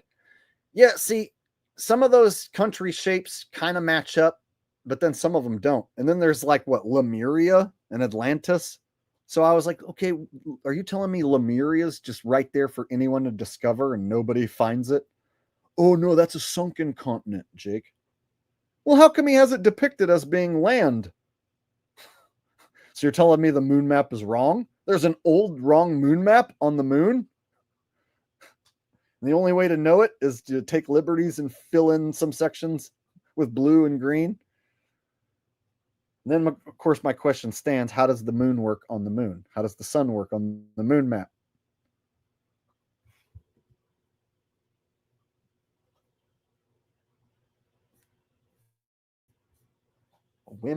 I've never even heard of this person. I've never heard of that person. And the Crater Earth stuff I did look into in the past was junk. So let me look up this person who you're talking about, and maybe I'll debunk the living shit out of it right in front of your face. How's that sound? Wim Carrot.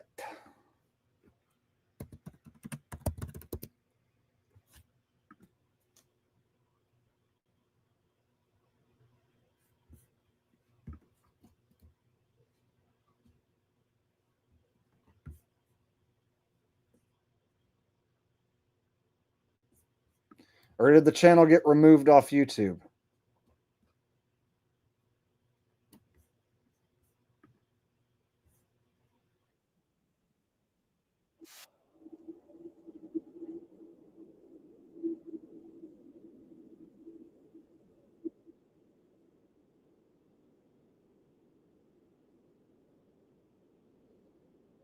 Yeah, I don't know who it is, bro.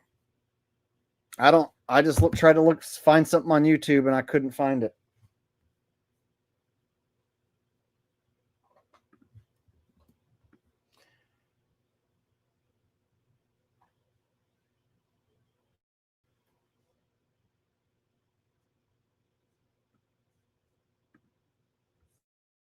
You just somebody who wants me to promote your shit. So you just be like, oh, you don't know anything. If you want the real truth, then you have to go to XYZ channel. Yeah, it's a good way to get promotion for yourself, right?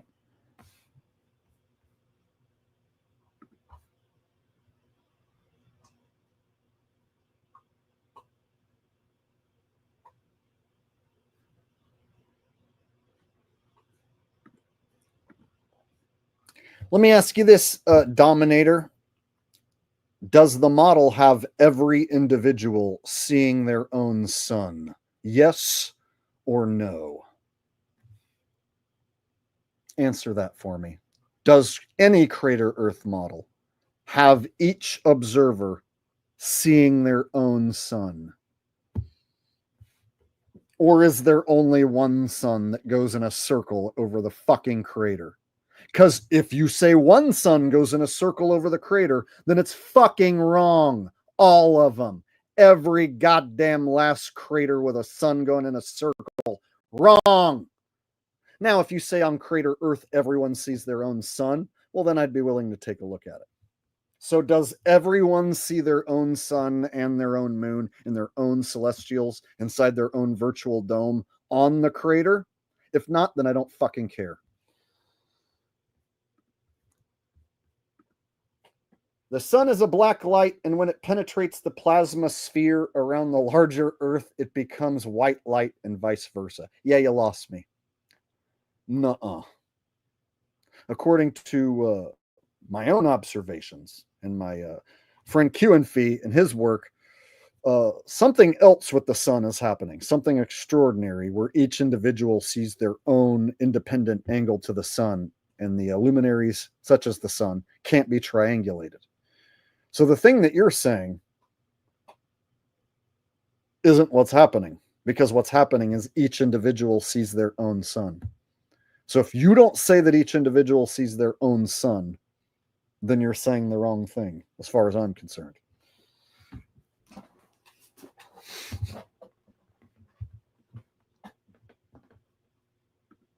I mean, right?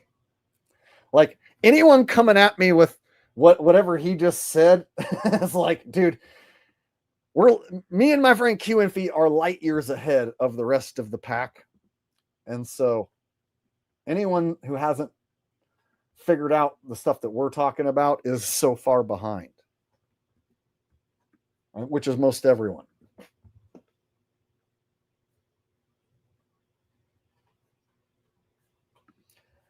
And now you're going to go and start like insulting people in my chat. You know, that's a quick way to get yourself booted. You come in here and act like everyone needs to stop what we're doing and look at your crater Earth. So when I asked you a simple question about the sun, you didn't give me the right answer.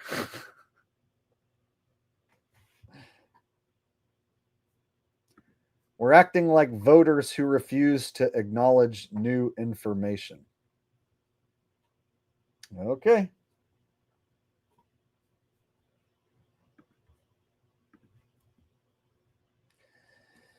If you say so.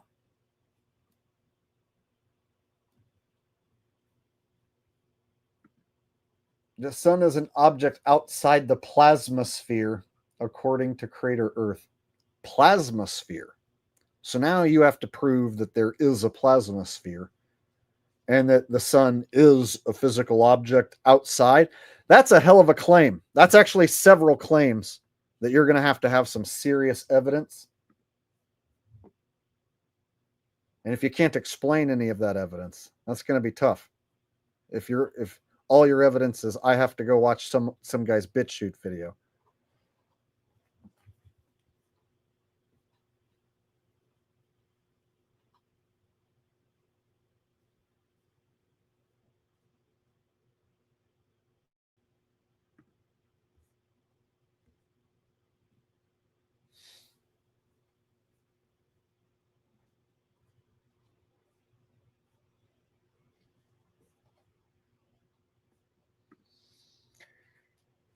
Yeah, his sun being physical and being outside of anything, and then when he talked about the sphere, it's like, man, he's making a whole lot of claims.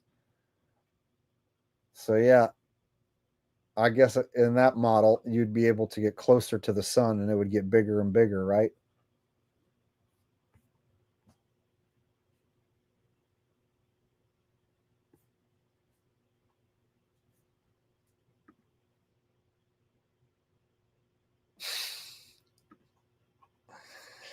Yeah, I'm not really digging it. I don't like the way he came in here acting like some fucking know-it-all. Like, oh, well, if you haven't checked out Crater Earth, then you just don't know. It's like you're coming off like the Rising Earthers. Speaking of the Rising Earthers, Q.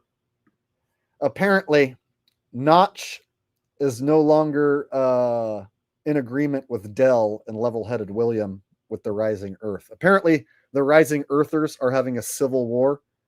They're fighting over whether the Earth rises at a constant rate or whether it gains speed. It gains acceleration. Yeah. So apparently Dell and Level-Headed William are like the grandfathers of this topic. They're like the gurus of Rising Earth. And Notch promoted those guys a bunch of times. And then I went and looked at Dell's page, and he hasn't posted in a month. And Level-Headed William hasn't posted in a month. And then come to find out, there's this inner turmoil, this Rising Earth civil war going on between different Rising Earth content creators. And some of them are saying the Earth rises at a constant speed, and others are saying it rises at a increasing accelerating speed. And so they're at each other's throats, going around in circles about how the Earth rises.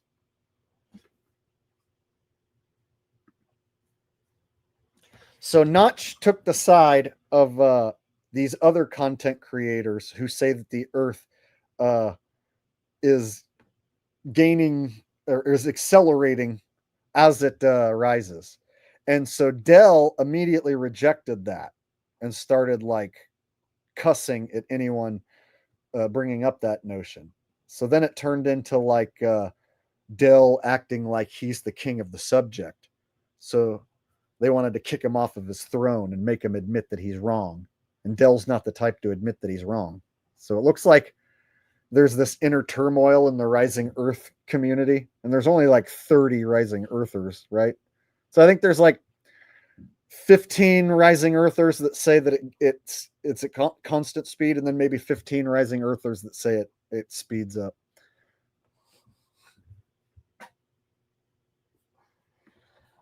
You know what? The people who are into it, what really makes me think they're all shills playing a role, they're only into Rising Earth. They don't give a fuck about anything else, really. So they won't talk about anything else going on in the world with Trump or Elon or anything, really. But oh my God, the Earth rising, most important thing in their life. Something weird about that. If rising Earth is like the most important thing in your life, very strange.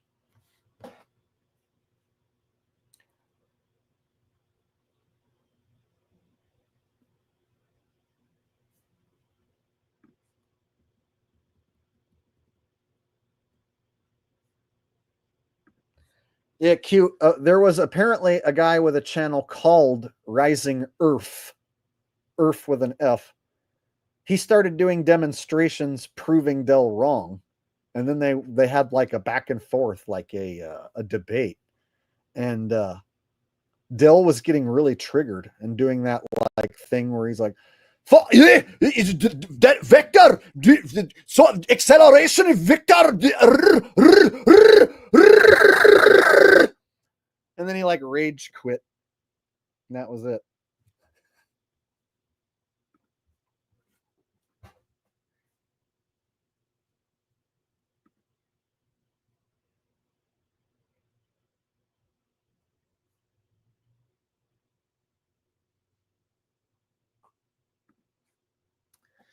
So yeah, I don't want to waste my time going back and forth with Rising Earthers at all, because I feel like, in my opinion, it's like these guys were sent in to make it look like the people who oppose Jaren and call out the final experiment are Rising Earthers, and then now the Rising Earthers are feuding amongst themselves. So I don't want to spend even 1 minute arguing with anybody whether it's rising or not, or at what speed or in my opinion, that is an irrelevant fucking argument. Like the Earth not being what they told us, and then the sun not doing what they say it is, and the sun not being what they say it is. Like, I can see the sun. Like, we can see where it comes up and rises from, and we can do observations. Whereas when it comes to this invisible shit, and like sloshing water around in water bottles and like putting a balloon in the back of a van with some water and shit, like, I don't like those sort of observations. They just don't do it for me. And so far, all of the observations and tests that I see, it's like they aren't as concrete as like the stuff that we do with like the sun, like we have a concrete, like, where's the sun rising from? What angle? And then how does that work on a AE map, or how does that work on a globe? Whereas like this whole like, oh, I'm going to put some water in a bottle and then stick it in a van with a balloon. And then when the van goes forward, if you see the water go forward, then that means that the earth must be rising.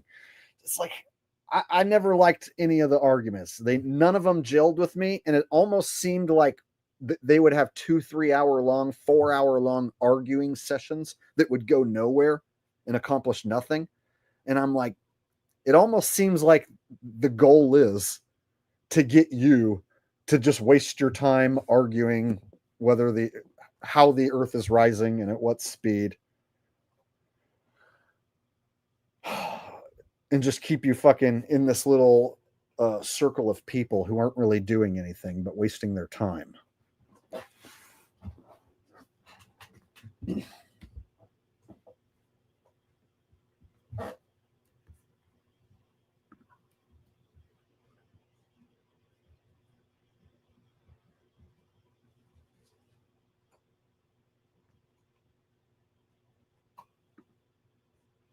How does the equator work in my model?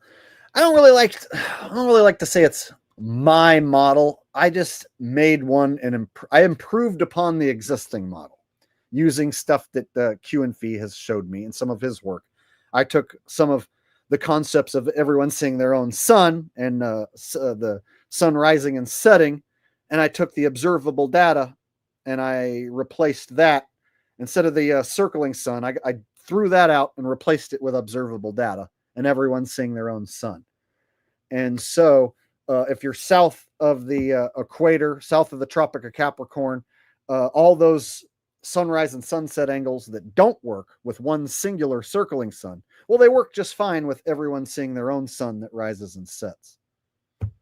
So I have the equator still in the same spot on the AE map. I just have each individual observer seeing their own sunrise and sunset angles based on their position on the map. So I basically solved the problem of sunsets and sunrises not matching. So now they match because each individual sees their sunrise and sunset angle from the correct location locally. And then one of the biggest fatal flaws that I was able to fix is the southern star trails. If each observer has a virtual dome over their head, essentially, and you are looking south and you're south of the Tropic of Capricorn, you're going to see inside your own virtual dome the southern stars, southern star trails going the opposite way of the north. And so I showed how if everything is local inside your own virtual dome, star trails aren't a problem at all. Neither is sunrise and sunset angles. Everything has to happen within your own virtual dome. Now, a concept of a virtual dome sounds crazy if you've never looked into it at all. But if you look into stuff like Stellarium, it's literally a computer program based on a virtual dome over your head. So if you pull out Stellarium on your phone, if I was to pull Stellarium on my phone, I could see stars right here in my office. I would see all the stars that should be over my head. I would just be seeing them in my phone. And so the program is based on a virtual set of stars that are supposed to be in the actual position, but it's a virtual set of stars. So how did they come up with a virtual set of stars that is perfectly correct over your position, basically? Well, that's because they based it on the actual virtual dome that is over you. So when you look into these programs like Stellarium, and how the hell they got it so accurate, and you can stand in a virtual field and see a virtual set of stars. Well, how do they do that? It's because there's a virtual dome over your fucking head, and they just based it off of the real thing. They just scaled it down. So I would recommend you go back and watch my content on it. So you scroll back.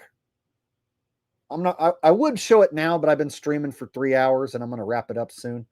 So what I would recommend is that you go to my channel and you pull up my most recent Flat Earth stuff, which is now like, I don't know, 6 months old or whatever. But I'll go ahead and show you. My videos feature Q and Fee's work. And in my opinion, it's light years ahead of any other Flat Earth video. Like there's nothing that Eric Dubé has or Mark Sargent has or Dave Weiss has that compares to my Flat Earth videos featuring Q and Fee's work. There is no comparison. So let me just scroll back and I'll show you the 2 videos that I would recommend everyone watch. So rather than ask me questions that I've already answered, you watch this right here. New Flat Earth model with 24-hour sun in Antarctica 7 months ago, and my current stance on the Flat Earth topic.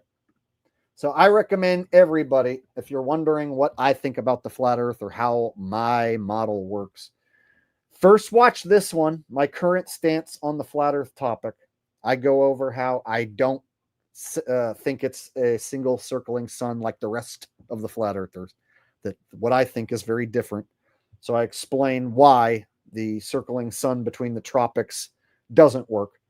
And then in this one, I expand and I show an example of how 24-hour sun in Antarctica works and Earth still be flat. And then I expand on the model. And so this is it's a compilation of my work and Q and Fee's work put together. And it's so far ahead, so far advanced of everyone else that, yeah, there's nobody even near it right now. I'm actually waiting. I'm kind of halfway expecting Eric Dubé to steal it and then present it as his own. He's already starting to go in that direction where he's starting to like say some of the same stuff that me and Q and Fee say. So I don't think it wouldn't be a shocker if he totally tried to rip off everything that I say and fucking try and represent my work, Q and Fee's work, as his own. The more you look into the fact that we're all seeing our own celestials, next time you see the moon perfectly full, sitting in the clouds, and there's clouds in front of it and behind it, and it looks like this moon is like sitting there just perfectly for you so that you could view it and be amazed by it. Yeah. It's because that is your moon set up perfectly for you so you could have that awesome view. I've had some views when I'm over on the beach in Santa Cruz where the moon just shows up out of the sky and looks like an orange jack-o'-lantern for like 20 minutes. And everybody pulls out their phone and takes pictures of it. And then another hour later, then it just looks like a regular white moon. Nothing special. So there's certain times where like when the moon will show up and on the horizon and it's all big and orange and gnarly looking. It's like it was set up there perfectly for you to stare at and look at and enjoy, you know? So everyone sees their own independent angles to that moon. Everyone sees their own independent angles to the sun.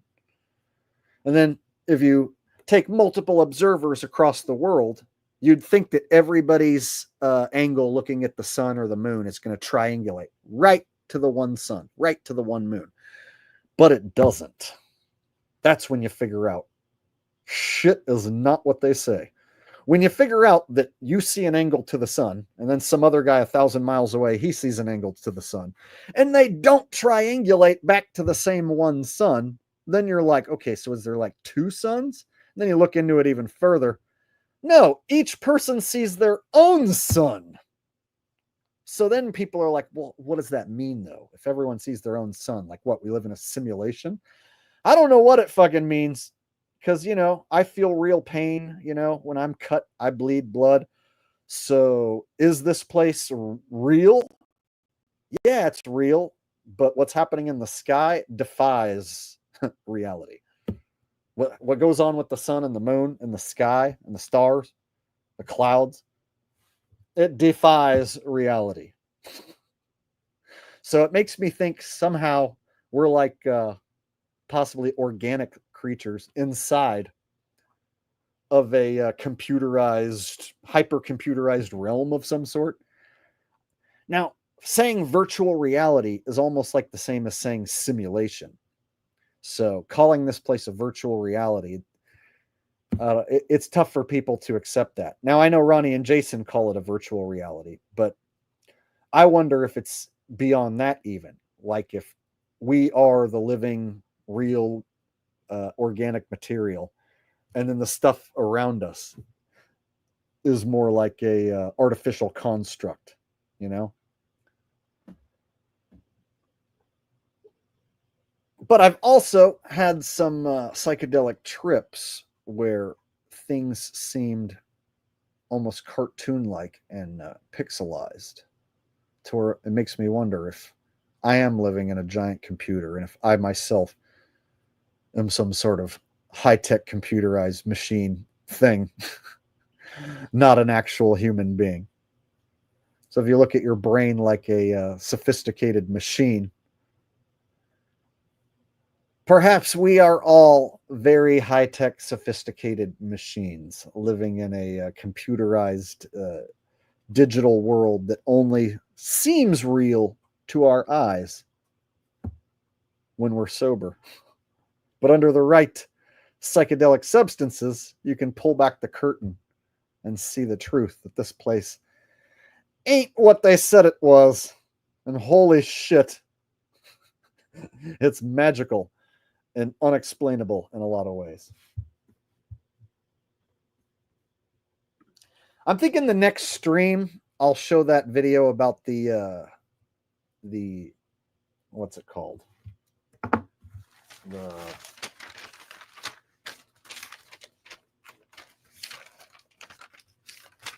Discovery. That's what I was looking for. So there's a video called The Discovery. Maybe I'll show it next stream because I'm going to wrap this one up soon, where these people hit a DMT pen and then they look at a laser on a wall and then they can see alien writing, like the Matrix, like alien code, like coding in the laser. And not just one person, but multiple people. And the guy who ran the experiment had his friends hit the pen, and then he's like, here, look at this laser. And he didn't tell them what they might see. He just waited to see what they would see. And his friends were seeing the same coding. So I haven't personally seen coding in a laser. So I have done that psychedelic drug and had my own psychedelic experiences that were out of this world. But I haven't taken a low dose rip and then stared at a laser specifically to see this coding. But apparently multiple people have. And so that raises the question, if you can do this psychedelic substance and see codes when you look at a laser, that kind of falls right in line with the stuff that I'm talking about, that this place ain't what we're told. And so if it is more of a computerized artificial realm, a digital realm, a matrix or whatnot, and the only way you're able to see it, the only way if it's revealed, is if you're under the influence of the world's most powerful psychedelic and you stare at this laser, perhaps that's the only way it reveals itself. But then when you, let's say, do that and you come to that conclusion, well, anyone who hasn't taken the drug and hasn't researched it will just think that you are a blubbering, drug-addicted idiot. You're just a crazy person who's high and hallucinating. So you have to convince people who haven't hallucinated and seen the Matrix coding that it was more than just a drug-induced hallucination that you saw. And that's the hard part. So there is a video called The Discovery. It's got a lot of views, where people hit a DMT pen and look at a laser and see what they claim as codes. I'm interested to try that for myself and see if I can see the codes. I kind of want to see if I could see the code. So if any of you guys have tried that, let me know if it works or not.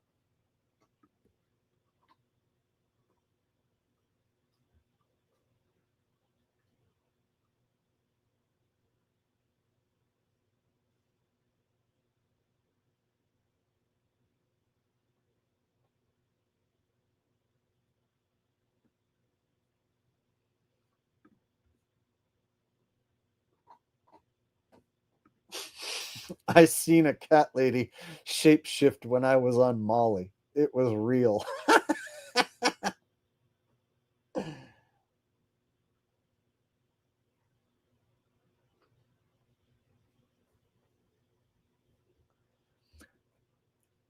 Virtual reality witness says Ronnie and Jason figured out how this realm works. It's too bad they kick everyone out of their community that don't march lockstep to what they say. They just straight up lie and attack people in some cases. They lied about me and attacked me over and over countless times.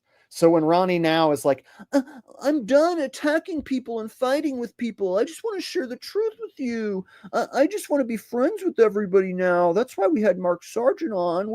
We're done calling people shills. We just want to share the truth in a positive way. Yeah, fuck Ronnie. He lied about me and slandered my name over and over. And he lied about Q and Fee and slandered Q and Fee over and over and over. So did Jason. So they can't act like now they want to be nice guys so that they can get views on their shit. And no, they didn't figure this place out because Q and Fee debunked them like 50 times and they had to change their model like 50 times. So if you go back and look at their original model, it had a sun doing squiggly, like a squiggly up and down thing going across. Then they got rid of that, and then they plugged in the observed data, but they still had planes Pac-Manning from one side to the other. And then they would say, no, it's not Pac-Man. That's a psyop. You're lying. But they would have a plane go out one side of the map and then come out the other side, just like fucking Pac-Man. If you go, oh, so the plane's Pac-Man? It's not Pac-Man. Well, then how does it fucking come out of the other side? Oh, well, it's like it's seamless, you know, because it's a virtual reality realm. So it has to Pac-Man. Oh, no, it's not Pac-Man. So yeah, those guys contradict themselves and they get debunked a lot.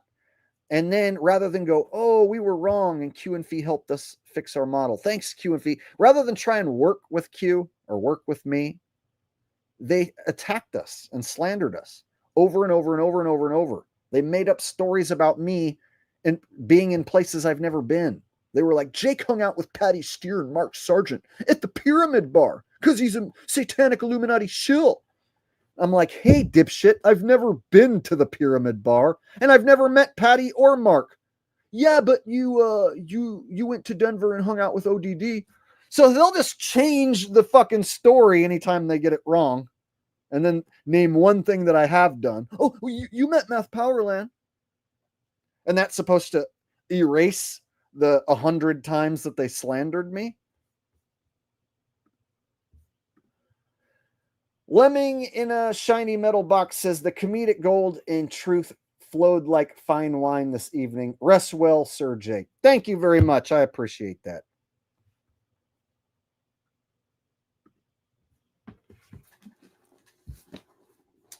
Very nice of you, Lemming in a shining metal box.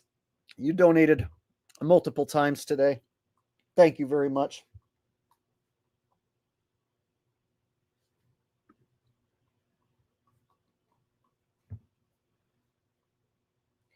So yeah, I am interested in doing a low dose. Like I've actually never done the vape pen. I've only smoked it, you know, like and blasted off. So apparently you can do a low dose where you hit one of those vape pens. And if you just take like one big rip, you won't leave the dimension. You'll still be like able to be told to look at a laser and you'll be able to recall what you're seeing. The problem with the Deemsters is if you do too big of a dose, you won't be able to function. You'll leave the realm for 10 minutes. And then when you come back, it'll be very hard to recall and explain where you went. So what people are doing is they're doing the pen and they're just hitting it like once or twice. So it's like a lower dose. And then they're able to stare at the laser on the wall. Sometimes they go right up to the wall and stare right at it.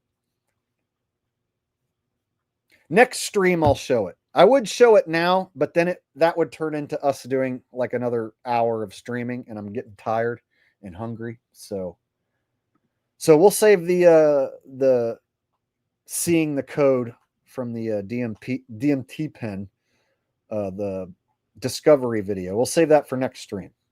That'll give me something to talk about next time.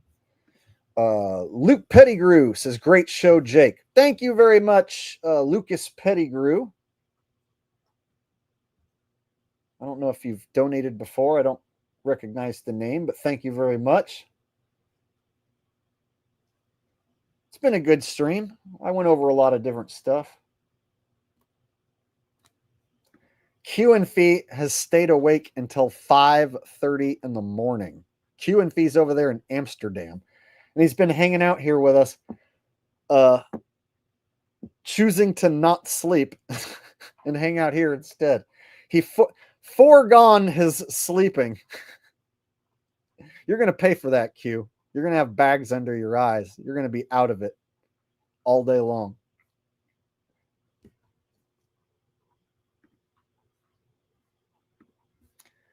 Well, I'm glad you enjoyed it, brother. Thanks for hanging out.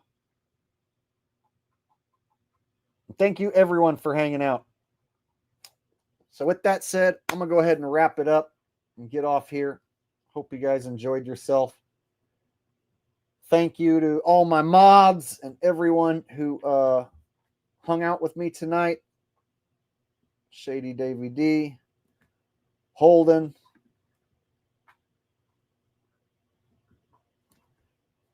Jen No Fear,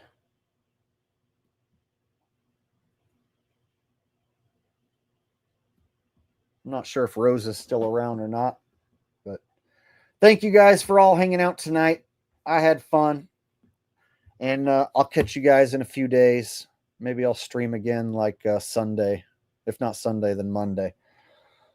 All right. So with that said, y'all have a wonderful weekend and enjoy the rest of your Friday night. And I'll catch you guys in the next video or the next stream. Take care. Peace out.